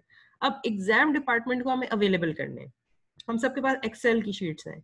अब हम चाहते हैं कि जो एग्जाम डिपार्टमेंट है वो आपका रिजल्ट कंपाइल कर सके, तो एग्जाम डिपार्टमेंट को हम शेयर कैसे कर सकते हैं? फाइल मैनेजमेंट के केस में हम ईमेल करेंगे, और जब हम ईमेल करेंगे तो क्या होगा कि मेरे पास अलग कॉपी है, उनके पास अलग कॉपी है। अब मैंने ईमेल तो कर दी एग्जाम डिपार्टमेंट में और उसके बाद मैंने एक स्टूडेंट के मार्क्स चेंज कर दिए अपनी फाइल में, तो वो मेरी फाइल में तो चेंज हो गए, वहां पर कैसे चेंज होंगे? आप समझ रहे हैं कि कॉपीज बनती जाती हैं, और जैसे जैसे कॉपीज बनती जाती हैं वैसे वैसे मेमोरी का भी वेस्टेज होता जाता है, और वैसे वैसे जो है वो इनकंसिस्टेंसी का भी इशू आता है। तो इसलिए हम ये एक्सेल डेटाबेस के ऊपर काम नहीं करते, हम मार्क्स अपलोड करते हैं CMS के ऊपर। अब मजे की बात है कि CMS सारा सेंट्रलाइज्ड है, डेटाबेस मैनेजमेंट सिस्टम है। CMS जब मैं खोलती हूँ तो मुझे पूरे IBA का डेटाबेस नहीं दिख रहा होता, सिर्फ और सिर्फ अपने से रिलेवेंट दिख रहा होता है। CMS जब आप खोलते हैं तो आपको पूरे IBA का डेटाबेस नहीं दिख रहा होता, आपको सिर्फ अपने से रिलेवेंट इन्फॉर्मेशन दिखती है। सारा डेटा IBA के सर्वर पर कहीं पड़ा होगा, जो CMS का सर्वर होगा, लेकिन हर यूजर को रेलेवेंट इंफॉर्मेशन उससे रेलेवेंट दिखती है। और मजे की बात यह है कि अगर यहाँ पर फॉर एग्जांपल मैं अपने कुछ मार्क्स चेंज कर रही हूँ, मैंने एक स्टूडेंट के मार्क्स गलत लिख दिए थे और मैं यहाँ पर चेंज कर देती हूँ, तो वो चेंज खुद ब खुद एग्जाम डिपार्टमेंट को रेलेवेंट होगा, क्योंकि ये खुद से कुछ नहीं है, ये इसकी कोई एग्जिस्टेंस नहीं है, ये एक्चुअली इसी का रिफ्लेक्शन था, जो फाइल के केस में नहीं होता। फाइल के केस में तो कॉपी बन जाती है, तो आपको एक कॉपी को अलग से चेंज करना पड़ेगा, दूसरी कॉपी को अलग से चेंज करना पड़ेगा। अगर 10 कॉपीज हैं तो उनको 10 दफा जाकर चेंज करना पड़ेगा, लेकिन यहाँ पर कॉपी क्रिएट नहीं हो रही। यहाँ पर अगर आप यहाँ कोई चेंज करते हैं तो वो खुद ब खुद यहाँ चला जाएगा, और अगर आप यहाँ कोई चेंज करते हैं तो वो खुद ब खुद यहाँ पर नजर आएगा। आई होप मैं अपनी बात क्लियर कर पाई। ठीक है, तो इस वजह से हम डेटाबेस मैनेजमेंट सिस्टम को इस्तेमाल करते हैं। थोड़ा सा इसको अभी थोड़ी देर में प्रैक्टिकल करके देखते हैं। अच्छा, डेटाबेस मैनेजमेंट सिस्टम हमारे पास बहुत सारे तरह के होते हैं। अब तो डेटाबेस के अंदर बहुत एडवांसमेंट्स हो गई हैं, लेकिन बहरहाल जो अभी भी most popular database management system है ना, उसको हम कहते हैं रिलेशनल डेटाबेस मैनेजमेंट सिस्टम। ठीक है, रिलेशनल डेटाबेस मैनेजमेंट सिस्टम आसान अल्फाज में अगर मैं कहूँ तो पहले आसान अल्फाज बताती हूँ और फिर उसका टेक्निकल मतलब बताती हूँ। आसान अल्फाज में आप कहें कि जो भी डेटाबेस टेबल्स की सूरत में बना गया है ना, वो रिलेशनल है। डेटाबेस बनाने के लिए जरूरी नहीं कि आप हमेशा टेबल्स ही बनाएं, लेकिन अगर आपने टेबल बनाई है तो वो रिलेशनल डेटाबेस है। जैसे कि आपका टाइम टेबल रिलेशनल डेटाबेस है, जैसे कि आपकी मार्कशीट रिलेशनल डेटाबेस है, जैसे कि आपकी टेलीफोन डायरेक्टरी रिलेशनल डेटाबेस है। रिलेशनल डेटाबेस वो डेटाबेस होता है कि जब आप डेटा स्टोर करते हैं और वो भी टेबल की फॉर्म में। ठीक है, टेबल आमतौर पर होती है टू डायमेंशनल डेटा सेट होता है, उसमें रोज एंड कॉलम्स होते हैं। असल में फिजिकली क्या होती है, टेबल नजर नहीं, हमें दिखने में टेबल नजर आ रही होती है, लेकिन बैक एंड पर वो क्या होती है, वो फाइल ही होती है। एक्सेल की शीट इसकी बेस्ट एग्जांपल है कि जब हम किसी एक्सेल की शीट को खोलते हैं हमें पता है इंटरनली फिजिकली वो क्या है, वो फाइल है, लेकिन जैसे ही मैं उस फाइल पर डबल क्लिक करती हूँ तो मुझे वो फाइल के कंटेंट 0-1 की सूरत में नहीं दिखाता, वो मुझे एक 2 डायमेंशनल डेटा सेट दिखाता है और उसको हम कहते हैं टेबल। तो अगर आपका डेटा इस सूरत में स्टोर्ड है तो उसको हम कहते हैं RDBMS। ये जो मैं सारे नाम ले रही हूँ, MS एक्सेस, ओरेकल, SQL, ये सब क्या है, ये RDBMS है, ये रिलेशनल डेटाबेसेस है। ठीक, अच्छा, लेकिन इसकी एक टेक्निकल डेफिनेशन भी है। रिलेशनल डेटाबेस को हम रिलेशनल डेटाबेस क्यों कहते हैं, क्योंकि टेबल्स आपस में रिलेटेड होती हैं, उन टेबल्स का आपस में रिलेशनशिप होता है। तो टेबल को हम दूसरा लफ्ज रिलेशन भी बोल सकते हैं। वैसे तो टेबल को आप टेबल ही बोलते हैं, लेकिन कंप्यूटर्स के अंदर डेटाबेस की जो कॉन्सेप्ट में हम टेबल को रिलेशन भी बोल सकते हैं। ऐसा कह सकती हूँ मैं आपसे कि आप एक रिलेशन क्रिएट करें, उस रिलेशन के अंदर इतने कॉलम्स हो, इतने रोज हो, आप कहेंगे रिलेशन क्या क्रिएट करना है। रिलेशन बेसिकली हम टेबल को ही कहते हैं, और टेबल को रिलेशन इसलिए कहते हैं कि सारी टेबल्स आपस में कनेक्टेड होती हैं। ठीक, तो रिलेशनल डेटाबेस का कॉन्सेप्ट समझ में आ गया? Yes ma'am. अब अगर कोई डेटाबेस रिलेशनल है, अच्छा ये बात यहाँ पर दोबारा याद रखने की है कि दुनिया के सारे डेटाबेस रिलेशनल नहीं होते। अब फेसबुक का डेटाबेस है, गूगल का डेटाबेस है, ये रिलेशनल डेटाबेसेस नहीं है। तो दुनिया के सारे डेटाबेसेस रिलेशनल नहीं होते, लेकिन CMS सॉफ्टवेयर IBA का है, वो CMS रिलेशनल डेटाबेस के ऊपर ही काम कर रहा है। तो अक्सर डेटाबेस रिलेशनल सूरत में बनाए जाते हैं। अगर डेटाबेस RDBMS है, अगर डेटाबेस रिलेशनल है, तो उसके अंदर क्या एलिमेंट्स होते हैं? उसके अंदर 3-4 एलिमेंट्स होते हैं। उसके अंदर होता है पहला एलिमेंट एंटिटी। एंटिटी मैं आपको पहले ही बता चुकी हूँ, एंटिटी किसको कहते हैं? सब्जेक्ट को कहते हैं। जैसे कि स्टूडेंट हो गया तो उस पे मार्क्स वगैरह बाद में कॉन्टेक्ट वगैरह उसके लेके जाएंगे, तो सब्जेक्ट इसमें सिर्फ स्टूडेंट ही होगा ना। एग्जैक्टली 100% आपने बेहतरीन बात कह दी कि एंटिटी है स्टूडेंट, और अगर हम उसके मार्क्स ले लें तो मार्क्स होगा एट्रीब्यूट। एंटिटी होती है जिसके बारे में हम डेटा स्टोर कर रहे होते हैं, और जो डेटा स्टोर करते हैं उनको हम कहते हैं एट्रीब्यूट्स। हर एंटिटी के एट्रीब्यूट्स होते हैं और हर एट्रीब्यूट के बारे में हम डेटा स्टोर कर रहे होते हैं। तो RDBMS के अंदर पहली बात तो होती है एंटिटी। हर टेबल, हर रिलेशन, उसकी कोई एंटिटी होगी। जब भी आप एक टेबल बनाते हैं एक्सेल में, तो आप किसी ना किसी एंटिटी को टारगेट रख के बना रहे होते हैं। आप किसी ऑर्डर को टारगेट रख के बना रहे होते हैं, आप किसी रिजल्ट को टारगेट रख के बना रहे होते हैं, आप किसी रिपोर्ट को टारगेट रख के बना रहे होते हैं, आप किसी एनालिसिस को टारगेट रख के बना रहे होते हैं। ठीक है, जैसे कि अगर मैं भी यहाँ इसी क्लासरूम में बैठी हूँ, हम बैठते हैं ट्रेड सेंटर में क्लास लेते हैं। ट्रेड सेंटर में क्लास लेते हैं, सामने स्क्रीन पर जो वो आ रहे होते हैं, कोड्स आ रही होती है, उसको अगर हम रिलेशनल डेटाबेस से कंपेयर करें तो वो उसमें एंटिटी क्या है?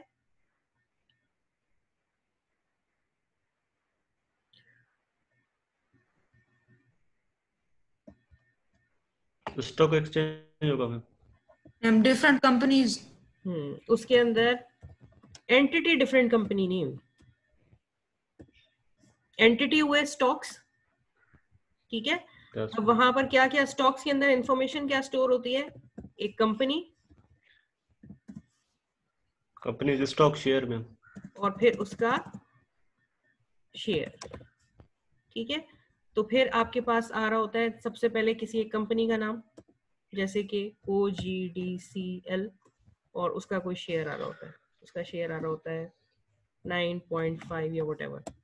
ठीक है, फिर आपका कोई होता है PTCL, उसका कोई शेयर आ रहा होता है। ठीक है, तो एक्चुअली ये भी क्या है, ये भी 2 डायमेंशन RDBMS की सूरत में हम इसको देख सकते हैं।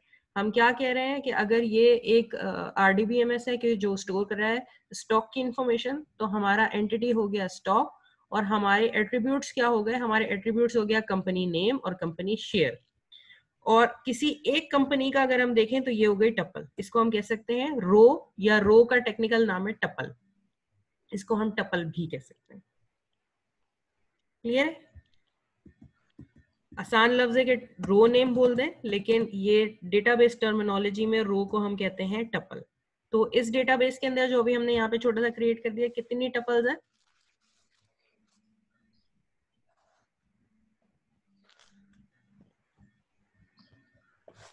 3 मैम। 4 है मैम। 3 4 नहीं बेटा, टपल नहीं शेरिफ, टपल।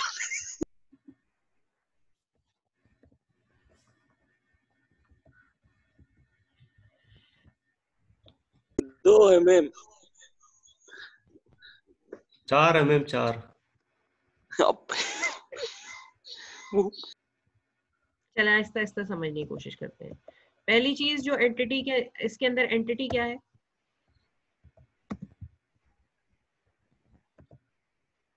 स्टॉक्स। एंटिटी हो गया स्टॉक, ठीक है। अगर ये कोई टेबल है, कोई रिलेशनल डेटाबेस है, तो इसकी एंटिटी हो गई स्टॉक। अच्छा, इसके अंदर एट्रीब्यूट्स कौन कौन से? स्टॉक के क्या एट्रीब्यूट हो सकते हैं? Stock price. इस वक्त चले प्राइस कह लें, इस वक्त हमने इसको प्राइस नहीं कहा हुआ, इस वक्त इसको शेयर कहा है, लेकिन अगर आप प्राइस कह रहे हैं तो फिर यहाँ पर आपको प्राइस लिखना पड़ेगा। अब ये प्राइस हो सकता है, तो आपका एक एट्रीब्यूट है प्राइस, और दूसरा एट्रीब्यूट है कंपनी। Company name.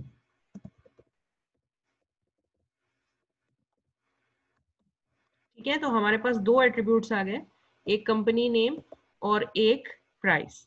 अगर आपको और एट्रीब्यूट्स ऐड करने हैं तो यहाँ पर एक एट्रीब्यूट नया आ जाएगा और यहाँ पर एक नया कॉलम आ जाएगा। एक और एट्रीब्यूट ऐड करना है तो यहाँ पर एक और एट्रीब्यूट आ जाएगा, यहाँ पर एक और कॉलम आ जाएगा। ठीक नहीं? Yes ma'am. अच्छा, अब टपल्स, टपल कहते हैं रो, नंबर ऑफ रोज, यानी नंबर ऑफ रिकॉर्ड कितने डाले आपने, कितने लोगों के रिकॉर्ड डाले। अगर 10 स्टूडेंट होंगे तो 10 टपल होगी, अगर 5 टीचर होंगे तो 5 टपल होगी।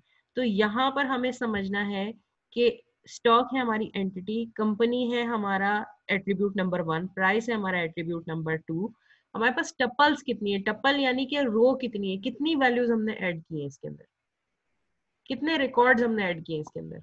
3 मैम। 3 रिकॉर्ड्स ऐड किए हैं, बिल्कुल सही। तो ये तीनों जो हैं 1 2 3, ये क्या है, ये नंबर ऑफ टपल्स है। क्लियर है? तो पहला जो हमारा एट्रीब्यूट होता है वो होता है एंटिटी।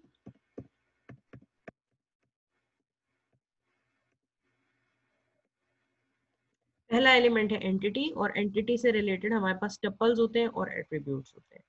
अच्छा, देन हमारे पास सारे एट्रीब्यूट्स इंपॉर्टेंट होते हैं। किसी भी टेबल के अंदर सारे के सारे एट्रीब्यूट बहुत इंपॉर्टेंट होते हैं, मगर जो एक सबसे इंपॉर्टेंट एट्रीब्यूट होता है उसको हम कहते हैं की। ठीक है, यहाँ पर एग्जांपल से समझाती हूँ। बेटा ये इरेज कर दें, बहुत मेहरबानी होगी आपकी, ये अच्छी बात नहीं है।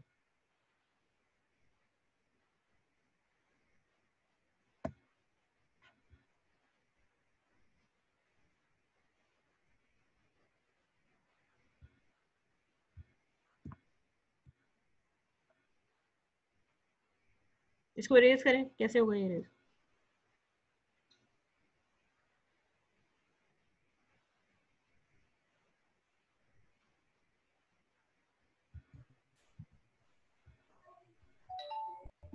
चलें, यहाँ पर हम एग्जाम्पल में देख रहे हैं एक टेबल, रिलेशनल डेटाबेस। ठीक है, इस डेटाबेस के अंदर जो आपको नजर आ रहा है, इसके अंदर एंटिटी क्या है?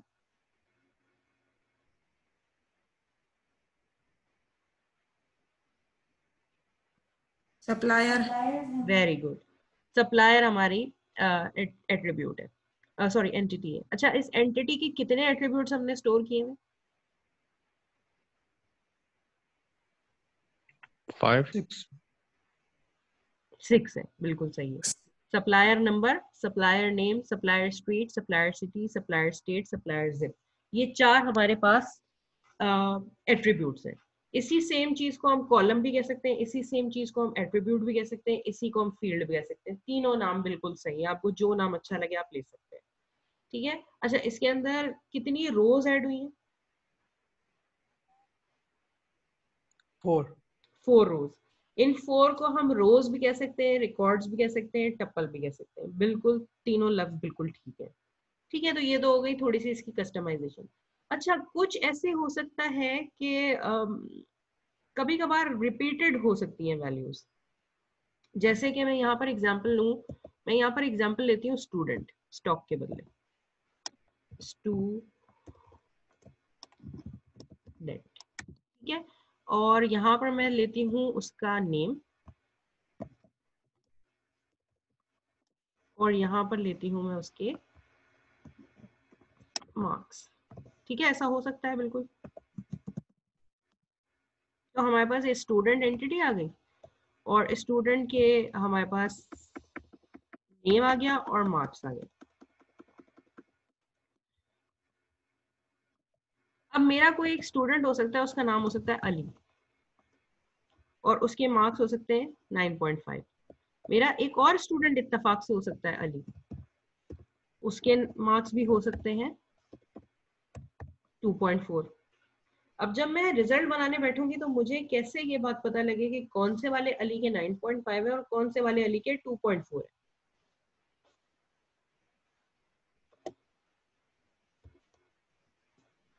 ये मसला समझ में आ रहा है कि अगर मेरा डेटाबेस ऐसा होगा, मैं स्टूडेंट, उसका जाहिर है एंटिटी मेरी स्टूडेंट हो सकता है, और अगर स्टूडेंट एंटिटी है तो 2 स्टूडेंट का नाम बिल्कुल सेम हो सकता है, उनके मार्क्स अलग अलग। तो मैं कैसे मेक श्योर करूं कि कौन से स्टूडेंट के कितने मार्क्स? मैम इसको नेमिंग दे अली 1 अली 2, या इनका वालिद साहब का नाम लिख ले साथ में। अच्छा, पहले अली 2 और अली 1 पे बाद में आते हैं। आपने कहा वालिद साहब का नाम भी लिख लेते हैं, चलें जी, वालिद साहब का हमने नाम लिख लिया। इत्तफाक से ऐसा हो सकता है कि पहले वाले अली के वालिद साहब का नाम था अहमद, दूसरे वाले वालिद साहब का नाम भी था अहमद। अब क्या करें? वो 1 2 लगाएं स्टूडेंट तो सही होगा।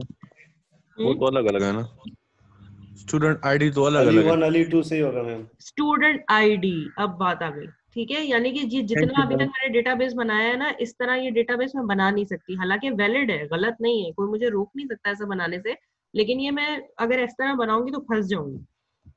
एक और एट्रीब्यूट डाल दूं आईडी, और आईडी के लिए मेक श्योर करूं कि एक स्टूडेंट का आईडी हमेशा अलग होगा। तो एक स्टूडेंट को आईडी दे दूं 1 और एक स्टूडेंट को आईडी दे दूं 2। तो अब एक अली जिसके मार्क्स है 9.4 उसकी आईडी अलग होगी, और एक अली जिसके मार्क्स है 2.4 उसकी आईडी अलग होगी।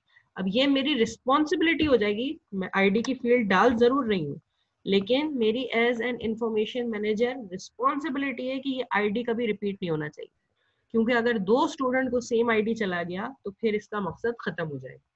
ये बात समझ में आ रही है कि ऐसी एक फील्ड, हालांकि ये आपका एट्रीब्यूट नहीं था। अगर मैं आपसे पूछूं कि आपके ट्रेड्स क्या हैं, आपके एट्रीब्यूट्स क्या हैं, आप अपना नाम बताएंगे, अपना फादर नेम बताएंगे, अपना मोबाइल नंबर बताएंगे, अपना ईमेल एड्रेस बताएंगे, अपनी बहुत सारी इंफॉर्मेशन बताएंगे।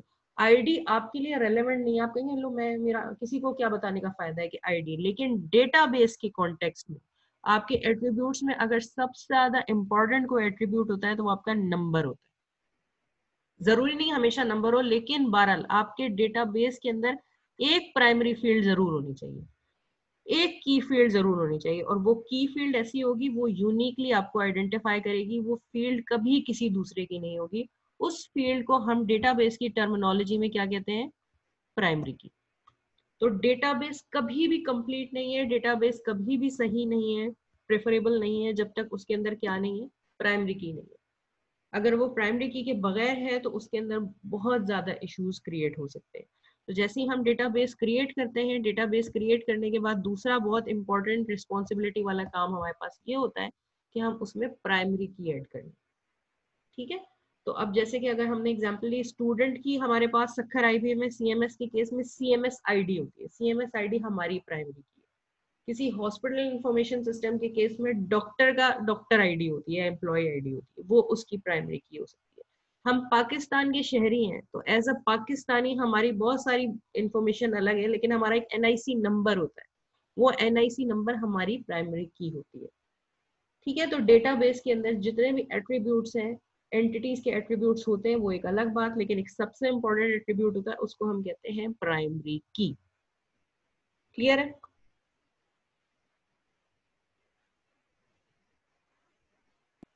Yes ma'am. अच्छा बेटा, ये किसी को इरेज करना आता है? मुझे इतना मैंने इसको एक्सप्लोर नहीं किया हुआ है, कैसे इरेज होगा? मैम ये शायद आपकी तरफ से ही हुआ है। नहीं नहीं, मेरी तरफ से तो नहीं हुआ बेटा। आप रिमूव कर सकती हैं, ट्राई करें। कहाँ से करूँ, वही तो ऑप्शन पूछ रही हूँ आपसे। मैम ये एक पेंसिल सा बना होगा, वो क्लिक करें आप। Annotate, okay, thank you. हाँ, ये मिल गया मुझे, इरेजर। अरे वाह, आज तो आज सीखा मैंने कुछ हसन सादिक से। No ma'am. चलेंगे। अच्छा, अब हम यहाँ पर पढ़ना चाह रहे हैं फॉरेन की। फॉरेन की क्या चीज होती है? अच्छा, ये है स्टूडेंट का डेटाबेस, ये स्टूडेंट के मार्क्स स्टोर करता है। ठीक है, लेट सपोज स्टूडेंट की एक और फील्ड भी हो सकती है। लेट सपोज इसको मैं करती हूँ नीचे, एक और ऐसा ही टेबल बना के रखती हूँ आपके सामने। ये है स्टूडेंट इंफॉर्मेशन सिस्टम। अब ये स्टूडेंट इंफॉर्मेशन की टेबल तब बनी थी जब आपका आईबीएम में एडमिशन हुआ। आपको एक सीएमएस आईडी अलॉट की गई, आपका एक नाम था, आपका एक फादर्स नेम था, लेट सपोज आपका एक नंबर था, कॉन्टेक्ट नंबर। ऐसा हो सकता है एक टेबल। ठीक है, अभी तो मैंने बहुत सिंपल बनाई है, लेकिन आईबीए के केस में, सचमुच किसी ऑर्गेनाइजेशन के केस में, ये बहुत बड़ी टेबल होगी। इसके अंदर बहुत सारे एट्रीब्यूट्स होंगे। क्या क्या पूछा जाता है आपसे जब आपका एडमिशन होता है? कौन कौन सी पर्सनल इंफॉर्मेशन आपने दी हुई होती है? एड्रेस दिया हुआ होता है अपना, ब्लड ग्रुप दिया हुआ होता है आपने अपना। ठीक है, in case of emergency contact किससे करना है, ये भी दिया हुआ होता है। आपका लाइसेंस कहाँ का है, आपका डोमिसाइल कहाँ का है, आपका पासपोर्ट है या नहीं है, ये सारी इंफॉर्मेशन आपसे ली जाती है। तो ये स्टूडेंट इन्फॉर्मेशन की एक टेबल होगी, उसके अंदर ये सारी इंफॉर्मेशन स्टोर होगी। अच्छा, अब मैं एक और टेबल बनाती हूँ। ये तो टेबल वो थी कि जब आपका एडमिशन हुआ था तो बनी ये टेबल। अब एक टेबल आपके टीचर को मेंटेन करनी है। आपके टीचर को आपकी जो टेबल मेंटेन करनी है वो क्या है? वो है स्टूडेंट रिजल्ट। ठीक है, अब यहाँ पर बात ये समझने की है कि ये दूसरी टेबल है। मैं हर साल और हर दिन में कई दफा रिजल्ट एंटर करती हूँ। ठीक है, मेरा एक स्टूडेंट है, ये बात समझने की जरूरत है आपको कि ये स्टूडेंट आईडी लिखा हुआ है यहाँ पर, स्टूडेंट आईडी 1, इसको मैं अली और अहमद और 9.5। ये कोई बीएस में पढ़ता था कंप्यूटर साइंस में, इसका आईडी 1 है, इसका नाम ये है और इसके मार्क्स ये है। ये कोई बीबीए में स्टूडेंट पढ़ता है, इसकी सीएमएस इसका आईडी भी इत्तेफाक से 1 है और इसका नाम भी अली है और इसका नाम भी अहमद है। तो उसकी दो सारी कैटेगरीज मेंटेन हो सकती है, चेंज हो सकती है। तो यहाँ पर मुझे क्या करना चाहिए? यहाँ पर मुझे एक और इस टेबल के लिए नया प्राइमरी की आइडेंटिफाई करना चाहिए।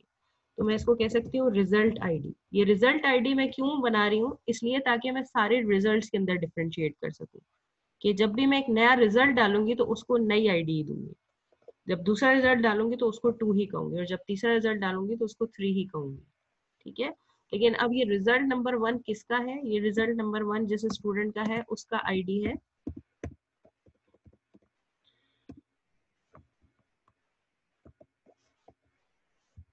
ठीक है, ये रिजल्ट नंबर 2 है। ये आपको बात समझ में आ रही है मेरी?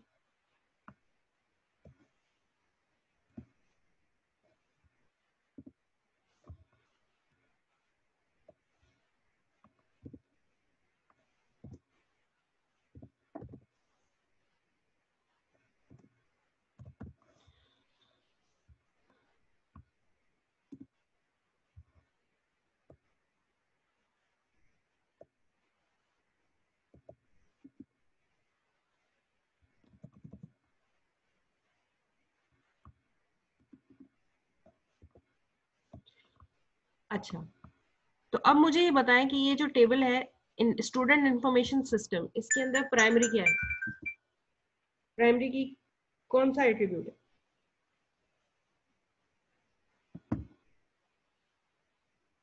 आईडी है मैम।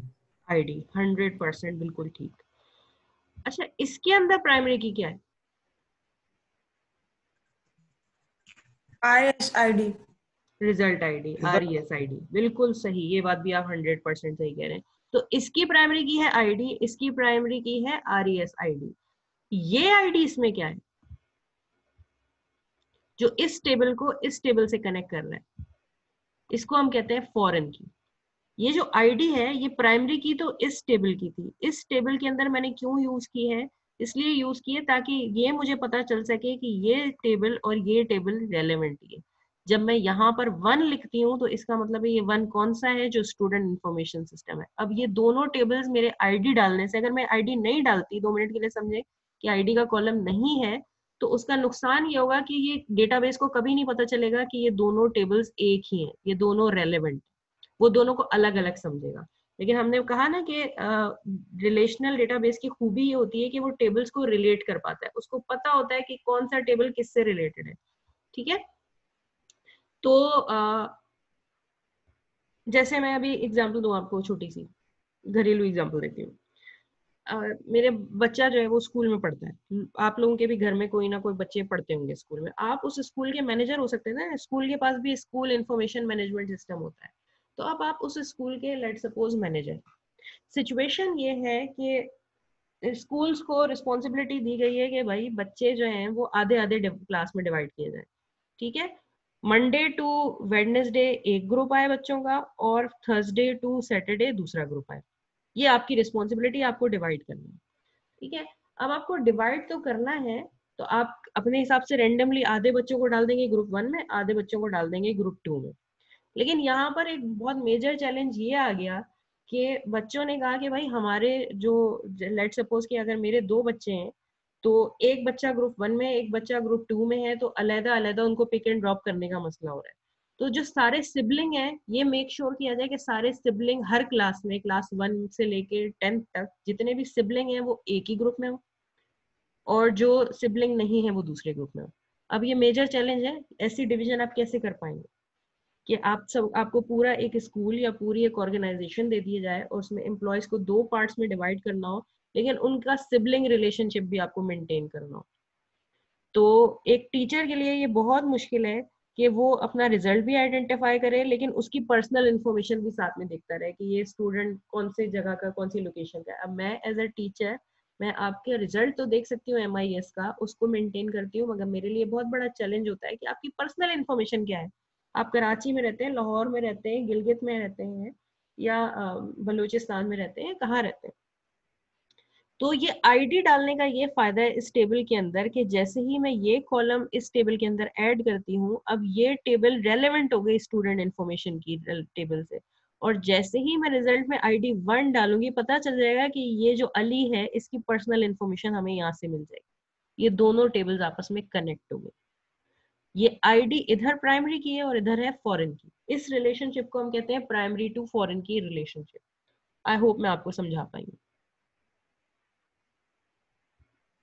एक और एग्जांपल से अंडरस्टैंड करते हैं अगर नहीं समझ में आए। देखिए हमारे पास 2 टेबल्स हैं, मैसेजेस देखूं पहले।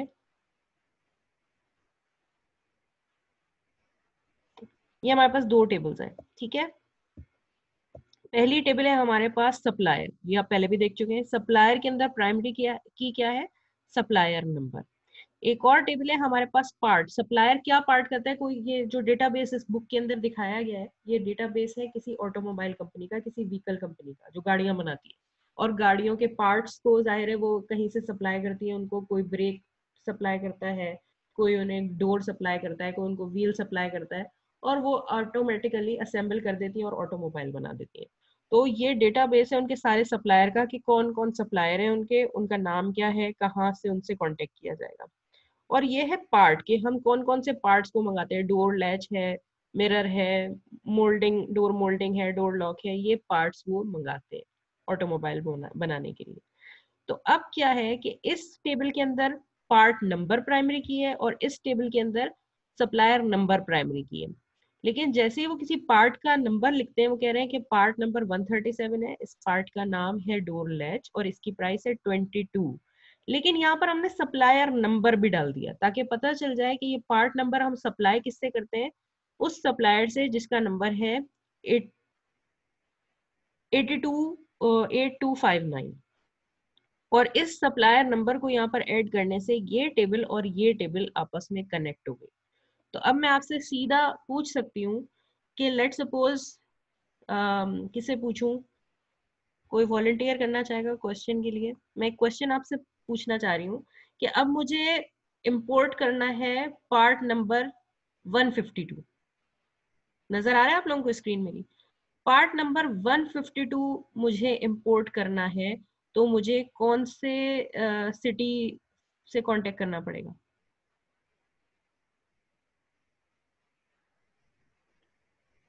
डेटन मैम। जी जी इकरा? डेटन मैम। डेटन, बिल्कुल सही। आपको कैसे पता चला? क्योंकि आपको पता चल गया कि दोनों टेबल्स आपस में रेलेवेंट हैं। अगर मुझे पार्ट नंबर 52 सप्लाई लेनी है तो वो इस नंबर से लेनी है और इस नंबर का जो है वो जो सिटी है वो ये है। तो ये है इस रिलेशनशिप को, जिस रिलेशनशिप से अभी आपने मुझे सिटी बता दिया किसी पार्ट नंबर का, तो आप ये इस रिलेशनशिप को हम कहते हैं प्राइमरी टू फॉरेन की रिलेशनशिप। क्लियर हो रही है मेरी बात? आई बिलीव आपको प्राइमरी की फॉरेन की क्लियर हो गया होगा। ठीक है, आखिरी हिस्से में चल रहे हैं हम इस डिस्कशन के। Basic operations of RDBMS. RDBMS में हम परफॉर्म क्या कर सकते हैं? आरडीबीएमएस में हम सेलेक्ट कर सकते हैं, ज्वाइन कर सकते हैं और प्रोजेक्ट कर सकते हैं। ये 3 बेसिक ऑपरेशंस कहलाते हैं। ठीक है, इलस्ट्रेशन से आपको समझा देते हैं। सेलेक्ट का मतलब ये है, बजाय इस स्लाइड के पहले मैं आपको ऊपर वाली स्लाइड दे देती हूँ। सिलेक्ट का मतलब होता है कि आपका डेटाबेस तो बहुत बड़ा है, उस डेटाबेस के अंदर तो पता नहीं कितने एट्रीब्यूट्स मौजूद है। एक एंटिटी है आपकी एम्प्लॉय, और एम्प्लॉय से रिलेटेड हजारों एट्रीब्यूट्स आपके ऑर्गेनाइजेशन के अंदर, डेटाबेस के अंदर स्टोर हो सकते हैं। सेलेक्ट करने का मतलब ये है कि आप उसमें से कौन से वाले एट्रीब्यूट में इंटरेस्टेड हैं। फॉर एग्जाम्पल, इस वक्त हमने सेलेक्ट किया है नेम, एसएसएन और हेल्थ केयर। इस वक्त हमने सेलेक्ट किया है नेम, एसएसएन, ग्रॉस पे, नेट पे। इस ऑपरेशन को हम क्या कहते हैं? इस ऑपरेशन को हम कहते हैं सेलेक्ट। तो डेटाबेस के अंदर ये पॉसिबिलिटी होती है और ये उसके अंदर पावर होती है कि आप उस डेटाबेस के अंदर से, आरडीबीएमएस के अंदर से किसी पर्टिकुलर डेटा को सिलेक्ट कर सकते हैं। हर वक्त आपको सारा डेटा देखने की जरूरत नहीं, सिर्फ एक पर्टिकुलर जिस डेटा में आप इंटरेस्टेड है उसको आप सिलेक्ट कर सकते हैं। क्लियर? इस ऑपरेशन को हम कहते हैं सेलेक्ट ऑपरेशन। एक और ऑपरेशन, उसको हम कहते हैं ज्वाइन ऑपरेशन। ज्वाइन किसको कहते हैं? ये देखें, अभी अभी जब मैंने आपसे क्वेश्चन पूछा प्राइमरी और फॉरेन की, प्राइमरी और फॉरेन की बुनियाद पर ये दोनों टेबल्स हो गई ज्वाइन। इस ऑपरेशन को हम कहते हैं ज्वाइन। ठीक है, इस सप्लायर नंबर को हमें इस सप्लायर नंबर से ज्वाइन करना पड़ेगा। ये दोनों ज्वाइंड है। और आपने जैसे, अभी मैं दोबारा आपसे सवाल पूछती हूँ, दोबारा आपसे पूछ रही हूँ कि मुझे पार्ट नंबर 137 इंपोर्ट करना है। ठीक है, तो मुझे कौन सी स्टेट से इंपोर्ट करना पड़ेगा? पार्ट नंबर 137 इंपोर्ट करना है। कौन सी स्टेट से इंपोर्ट करना पड़ेगा? OH जो है, OH जो भी है। एग्जैक्टली, आप बिल्कुल ठीक कह रहे हैं। तो ये आपने कैसे मुझे बताया? ये ऑपरेशन, इस ऑपरेशन को हम कहते हैं ज्वाइन। तो आरडीबीएमएस के अंदर ये कैपेबिलिटी होती है कि वो डेटाबेस को ज्वाइन भी कर सकता है। ठीक है, पहले आपने ज्वाइन किया 2 टेबल्स को, और ज्वाइन करने के बाद आपने सेलेक्ट सिर्फ क्या किया? स्टेट। आपने सिर्फ मुझे स्टेट बताई, आपने मुझे सारी इंफॉर्मेशन नहीं बताई। हालांकि आपको जैसे यहाँ से नंबर मिला था, नंबर देखते ही आपको बहुत सारी इंफॉर्मेशन नजर आ रही थी, मगर उसमें से सेलेक्ट आपने सिर्फ और सिर्फ स्टेट की। तो इसको कहते हैं ज्वाइन सेलेक्ट। और आखिरी है प्रोजेक्ट। प्रोजेक्ट किसको कहते हैं? कि 2 टेबल्स को ज्वाइन करके आप एक प्रोजेक्शन दिखा सकते हैं। अब ये टेबल एग्जिस्ट करती है, ये टेबल भी एग्जिस्ट करती है। दोनों टेबल, पार्ट टेबल एग्जिस्ट करती है और सप्लायर टेबल आपके डेटाबेस में एग्जिस्ट करती है। जो तीसरी टेबल आपको दिख रही है ना, ये मजे की बात है, आपके डेटाबेस में कहीं एग्जिस्ट ही नहीं करती। ये आपने प्रोजेक्ट की हुई है, ये दिखने में नजर आएगी लेकिन फिजिकली कहीं एग्जिस्ट नहीं कर रही होगी। ये दिखा क्या रही है, part number, part name, supplier number, supplier name, कि मुझे बताओ कि कौन से पार्ट नंबर्स अवेलेबल हैं और उनका नाम क्या है, और कौन कौन से सप्लायर नंबर है और उनके नाम क्या है। सप्लायर की टेबल मेरे पास अलग है, उसमें सप्लायर के नाम है, पार्ट नंबर की टेबल अलग है, उसके अंदर पार्ट के नाम है। मगर ये जो तीसरी टेबल है ये क्या वाजे कर रही है कि हम डेटाबेस के अंदर प्रोजेक्शन का ऑप्शन भी इस्तेमाल कर सकते हैं। प्रोजेक्शन के बारे में ये बात मल्टीमीडिया प्रोजेक्टर से आप सीख सकते हैं कि जब मल्टीमीडिया प्रोजेक्टर किसी चीज को प्रोजेक्ट कर रहा होता है वो एग्जिस्ट नहीं कर रही होती, वो एक्चुअली कहीं और होती है फिजिकली, लेकिन आपको स्क्रीन पर दिख रही होती है। इसी तरह से ये डेटाबेस जो है ये दोनों टेबल्स एग्जिस्ट करती हैं, लेकिन ये टेबल कहीं एग्जिस्ट करती नहीं है, ये प्रोजेक्ट की गई है। 2 कॉलम इधर से ले लिए, 2 कॉलम इधर से लेके आपको प्रोजेक्ट करके दिखाई गई है, लेकिन ये जैसे ही आप देख लेंगे तो उसके बाद इसको बंद कर दिया जाएगा और ये टेबल दोबारा खत्म हो जाएगी, रिमूव हो जाएगी। लेकिन ये दोनों टेबल्स कभी रिमूव नहीं होंगी जब तक आप उसको डिलीट नहीं करेंगे। ये आपके डेटाबेस के अंदर अवेलेबल है। ये तीनों ऑपरेशन आपको क्लियर हो गए कि सिलेक्ट हो सकता है डेटाबेस के अंदर, ज्वाइन हो सकता है, प्रोजेक्ट हो सकता है।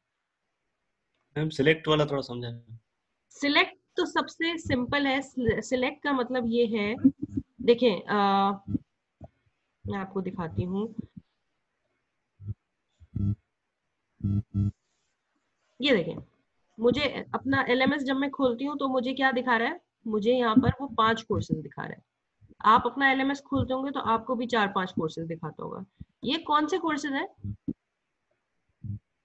एक्चुअली LMS में क्या है, ये सिर्फ 5 कोर्सेज स्टोर हैं। LMS के अंदर अगर मैं बिजनेस एडमिनिस्ट्रेशन की बात करूं, कंप्यूटर साइंस की बात करूं, पता नहीं कितने कोर्सेज हैं। ये है पूरा LMS, पेजेस चलते जा रहे हैं, टोटल LMS ये है। लेकिन जब मैं LMS पर क्लिक करती हूँ तो मुझे ये 5 दिखाता है। 5 क्यों? सिलेक्ट करता है वो जो कि मुझसे रेलेवेंट है। जब आप खोलेंगे LMS तो आपको वो कोर्सेज दिखाएगा जो आपसे रेलेवेंट है। जब कोई दूसरा टीचर खोलेगा LMS तो उसको वो कोर्सेज दिखाएगा जो उस टीचर से रेलेवेंट है। ये कैपेबिलिटी डेटाबेस के अंदर। अच्छा, MS Excel की अगर एक फाइल है तो वो फाइल जब आप खोलेंगे आपको भी वैसी दिखेगी, मैं खोलूंगी मुझे भी वैसी दिखेगी, ऐसा है ना? हम सारों को वो फाइल हमेशा वैसी दिखेगी। लेकिन डेटाबेस के अंदर ये मजे की कैपेबिलिटी होती है कि डेटाबेस तो एक ही है, हम सब LMS इस्तेमाल करते हुए एक ही डेटाबेस को एक्सेस कर रहे हैं। लेकिन जब मैं देखती हूँ तो वो मुझे कुछ और सिलेक्ट करके दिखाता है, जब आप देखते हैं तो आपको कुछ और सिलेक्ट करके दिखाता है। इस ऑपरेशन को हम क्या कहते हैं? इसको हम कहते हैं सिलेक्ट।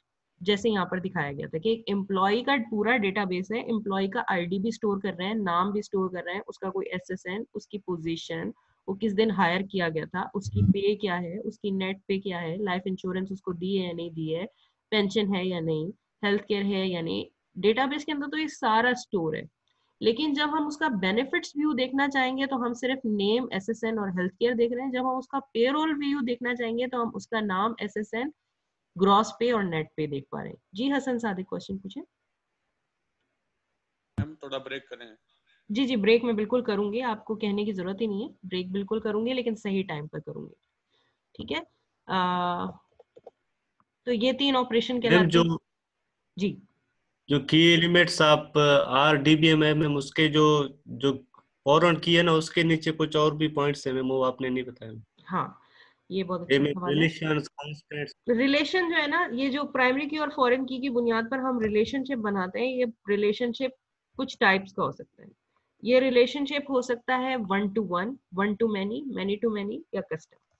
फॉर एग्जाम्पल, एक स्टूडेंट के कितने रिजल्ट हो सकते हैं? आप एक स्टूडेंट हैं, आप BBA 4 में पढ़ रहे हैं। BBA 4 का एक स्टूडेंट जिनका नाम है शकील ही नाम है ना आपका, क्या नाम है बेटा? मोहम्मद शरीफ मैम। शरीफ, हाँ। BBA 4 के एक स्टूडेंट है मोहम्मद शरीफ। तो उनके कितने मार्क्स हो सकते हैं? रिजल्ट की कितनी टेबल्स क्रिएट हुई होंगी? अगर हर टीचर अपनी अलग अलग एक्सेल शीट बना रहा है तो एक स्टूडेंट का कितना रिजल्ट होंगे? मैम 6 सब्जेक्ट के रिजल्ट होंगे मैम, 6 होंगे। तो ये क्या रिलेशनशिप हो गया? ये 1 to many रिलेशनशिप। यानी कि एक स्टूडेंट ID होगी, एक प्राइमरी की से यहाँ पर कितनी फॉरेन कीज जुड़ेंगी? 6 जुड़ेंगे, क्योंकि एक स्टूडेंट का जो है वो 6 दफा रिजल्ट आएगा। इस तरह के रिलेशनशिप को हम कहते हैं 1 to many। अच्छा, एक स्टूडेंट ने कितनी स्कॉलरशिप्स ली हुई होंगी, उसको कितनी मिली हुई होंगी? अगर मिली है तो एक ही मिली हुई होगी ना, अगर एक मिल गई है तो दूसरी वाली फिर नहीं मिलेगी, उसके लिए वो रिजेक्ट हो जाएगा। तो अगर स्कॉलरशिप की कोई टेबल है तो वो 1 to 1 होगी, एक स्टूडेंट को एक ही टेबल मिल सकती है, एक ही स्कॉलरशिप मिल सकती है, ठीक है। एक स्टूडेंट एक ही प्रोग्राम में एनरोल हो सकता है, अगर वो बीबीए में एनरोल हुआ हुआ है तो वो बीएस में नहीं हो सकता, अगर वो बीएस में एनरोल हुआ हुआ है तो वो एमबीए में नहीं हो सकता। तो अगर कोर्सेज की कोई टेबल होगी तो वो 1 to many हो सकती है, लेकिन अगर प्रोग्राम की कोई टेबल होगी तो 1 to 1 रिलेशनशिप होगा, एक स्टूडेंट एक ही प्रोग्राम से एनरोल हो सकता है। मैनी टू मैनी मतलब बहुत सारे स्टूडेंट्स बहुत सारे कोर्सेज पढ़ रहे होंगे, यहाँ पर स्टूडेंट्स भी बहुत, अगर मैं स्टूडेंट की बात करूं और कोर्सेज की बात करूं, many students can read many courses, ठीक है, या many student teach from many student। अब स्टूडेंट और टीचर का क्या रिलेशनशिप है? आप कितने टीचर से पढ़ते हैं? आप मल्टीपल टीचर से पढ़ते हैं या नहीं पढ़ते? आप ऐसा तो नहीं कि एक स्टूडेंट एक ही टीचर से पढ़ता है, और अगर मुझसे कोई पूछेगा तो क्या मैं एक ही स्टूडेंट को पढ़ाती हूँ? नहीं, मैं भी मल्टीपल स्टूडेंट्स को पढ़ा सकती हूँ। तो जो दोनों साइड पर 1 to many, इधर भी 1 to many हो और इधर से भी 1 to many हो, तो उसको हम मैनी टू मैनी कहने लगते हैं। और 1 to many सिर्फ तब होता है कि जब एक तरफ मैनी हो और दूसरी तरफ हमेशा 1 रहे। क्लियर? जैसे कि स्टूडेंट और बुक, अगर एक बुक की टेबल है तो एक स्टूडेंट और बुक के दरमियान क्या रिलेशनशिप होगा? 1 to many। एक स्टूडेंट मैनी बुक्स इशू करवा सकता है, लेकिन एक बुक मैनी स्टूडेंट्स को नहीं मिल सकती। ये इस डायरेक्शन में तो 1 to many है, मगर इस डायरेक्शन में 1 to many नहीं है। अगर बुक एक है तो स्टूडेंट एक ही होगा, लेकिन अगर एक स्टूडेंट है तो उसको मैनी बुक्स असाइन हो सकती हैं। इस तरह के रिलेशनशिप को हम कहते हैं 1 to many। लेकिन अगर स्टूडेंट और टीचर की बात करें तो एक स्टूडेंट मल्टीपल टीचर से पढ़ता है और एक टीचर मल्टीपल स्टूडेंट को पढ़ाता है, इसलिए हम इसको 1 to many नहीं बोलेंगे, हम इसको मैनी टू मैनी बोलेंगे, ठीक है। और कस्टम का मतलब है कि मैनी ना हो, 3 हो। जैसे फॉर एग्जांपल एक स्टूडेंट 3 बुक इशू करा सकता है, तो स्टूडेंट और टीचर बुक के दरमियान आप 1 to many भी बोल सकते हैं या आप 1 to 3 भी बोल सकते हैं। आप कहते हैं 1 to 3 रिलेशनशिप है कि एक स्टूडेंट होगा और 3 बुक होंगी, तो ये 1 to many की ही टाइप है। कस्टम आप बता सकते हैं, नंबर मेंटेन कर सकते हैं, ठीक है। Yes ma'am. अच्छा, और मैम कंस्ट्रेंट क्या होते हैं इसमें? कंस्ट्रेंट ये होते हैं, एक तो प्राइमरी की कंस्ट्रेंट है। प्राइमरी की कंस्ट्रेंट ये है कि डेटाबेस तो आप अपनी मर्जी से बना सकते हैं जैसा आपको जी चाहे, लेकिन कुछ डेटाबेस की कंस्ट्रेंट्स होते हैं। डेटाबेस की कंस्ट्रेंट में एक कंस्ट्रेंट हो सकता है प्राइमरी की कंस्ट्रेंट। प्राइमरी की कंस्ट्रेंट ये है कि आपको प्राइमरी की जरूर बनानी। अगर आपने ये कंस्ट्रेंट, अच्छा ये आप रखना चाहें तो आप रख सकते हैं, नहीं रखना चाहें, आप जब अपना डेटाबेस बनाएंगे तो आप उसमें क्या कंस्ट्रेंट रखना चाहते हैं? आप चाहते हैं उसमें प्राइमरी की हो या उसमें प्राइमरी की ना हो? अगर आप चाहते हैं तो आपने एक कंस्ट्रेंट रखा हुआ है, जैसे कि हमने CMS ID दी हुई है तो हमने कंस्ट्रेंट रखा हुआ है कि CMS ID आपकी चलेगी। कैफेटेरिया वालों के पास भी एक सिस्टम चल रहा है, आप जब आइकॉन शॉपिंग करने जाते हैं वहां पर भी एक सिस्टम चल रहा है। वो क्या आपसे CMS ID मांगते हैं? नहीं मांगते, वो तो बस आप जाते हैं और वो आपको बिल पकड़ा के दे देते हैं। तो जो IB का कैफेटेरिया है उनका जो इंफॉर्मेशन सिस्टम है वहां पर ये प्राइमरी की कंस्ट्रेंट नहीं है, लेकिन जो CMS है उसके अंदर प्राइमरी की का कंस्ट्रेंट मौजूद है, ठीक है। एक नॉट नल कंस्ट्रेंट हो सकता है, किसी एट्रीब्यूट पर आप नॉट नल का कंस्ट्रेंट लगा सकते हैं कि ये वैल्यू जो है कभी भी खाली नहीं होगी। फॉर एग्जाम्पल एक कॉन्टेक्ट नंबर का है ना, अगर मुझे मिलेगा कोई फॉर्म तो मैं तो कॉन्टेक्ट नंबर कभी भी नहीं लिखूंगी, ठीक है। मेरे पास फॉर्म आया, मैंने बाकी सारा फॉर्म भर दिया, कॉन्टेक्ट नंबर खाली छोड़ दिया। मेरे पास एग्जामिनेशन फॉर्म आया, मैंने पूरा भरा, पिक्चर नहीं लगाई, ठीक है। हम ऐसा करते हैं ना कि अक्सर हमारे पास जो आता है डेटाबेस जब बना रहे होते हैं तो उसमें कुछ चीजों की वैल्यू डालते हैं और कुछ चीजें खाली छोड़ देते हैं। अगर आपके लिए कोई चीज बहुत इंपॉर्टेंट है तो आप उसमें नॉट नल का कंस्ट्रेंट लगा सकते हैं। आप कहते हैं कि ठीक है सब कुछ खाली छोड़ना, ID खाली नहीं होना चाहिए, नेम खाली नहीं होना चाहिए, NIC नंबर खाली नहीं होना चाहिए। तो ये आप कंस्ट्रेंट डिफाइन कर देते हैं कि आपने क्या कंस्ट्रेंट रखा है, आप किसको खाली छोड़ सकते हैं और किसको खाली नहीं छोड़ सकते, ठीक है। तो कोई सिस्टम ऐसे होते हैं कि उनमें ये नॉट नल का कंस्ट्रेंट नहीं लगा होता, सब कुछ नल हो सकता है, सब कुछ 0 हो सकता है। कोई ऐसा होता है कि जहां पर कंस्ट्रेंट लगा होता है कि कहीं पर आप नल कर सकते हैं और कहीं पर नल नहीं कर सकते। एक और कंस्ट्रेंट हो सकता है इंपॉर्टेंट वैल्यूज। वो वैल्यूज ये है कि हो सकता है मैंने यहाँ पर एक जेंडर का कॉलम बनाया। अब जेंडर का एक कॉलम है तो उसमें ओपन वैल्यूज नहीं आ सकती, कुछ भी आपका जी चाहे तो आप लिखें, या तो इसके अंदर आना चाहिए मेल या इसके अंदर आना चाहिए फीमेल। ठीक है, मैं इस तरह का अगर कॉलम डालूंगी अपने डेटाबेस के अंदर तो उसको ओपन नहीं रख सकती कि यूजर का जो मर्जी आ जाए उसके अंदर ऐड कर दे, ये भी एक कंस्ट्रेंट है। मैंने एक ऐसा एट्रीब्यूट डाला है कि उसके अंदर मैंने वैल्यूज बता दी है कि भाई इन्हीं में से ही कोई वैल्यूज आप दे सकते हैं। जैसे जब आप कोर्स इनरोल करने जाते हैं सीएमएस पर तो आपको कंस्ट्रेंट किया जाता है कि भाई इन कोर्सेज में से ही इनरोल कर देना है, ऐसे आपको अपनी मर्जी का कोई कोर्स नहीं लिख देना कि आपने कहीं यूके की यूएसए की किसी यूनिवर्सिटी में सुना कि वो कोर्स हो रहा है और आप यहाँ पर उसका नाम लिख रहे हैं कि मुझे इनरोल कर दो उसमें। नहीं, हम आपको बाउंड करेंगे कि आप सिर्फ और सिर्फ उन कोर्सेज का ही नाम दें जो कि हम आपको दे सकते हैं। या आप बुक इशू करने की बात करते हैं तो आप किसी भी बुक का नाम नहीं देंगे, आप सिर्फ उस बुक का नाम देंगे जो यूनिवर्सिटी के अंदर अवेलेबल होगी। तो अगर आप कोई रूल्स एंड रेगुलेशंस डिफाइन करते हैं अपने डेटाबेस के साथ, उसको हम कहते हैं कंस्ट्रेंट्स।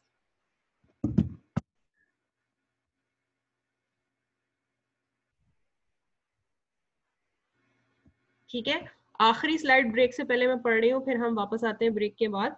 हम थोड़ी सी देख लेते हैं, या चलें यहाँ पर ही हम ब्रेक कर लेते हैं, ब्रेक करते हैं। ब्रेक के बाद हम इसको आकर डिस्कस करेंगे मजीद और थोड़ा सा प्रैक्टिकल पहले देखेंगे और उसके बाद थ्योरी पर वापस आएंगे। ठीक है, ब्रेक आप कितनी देर का करना चाहते हैं?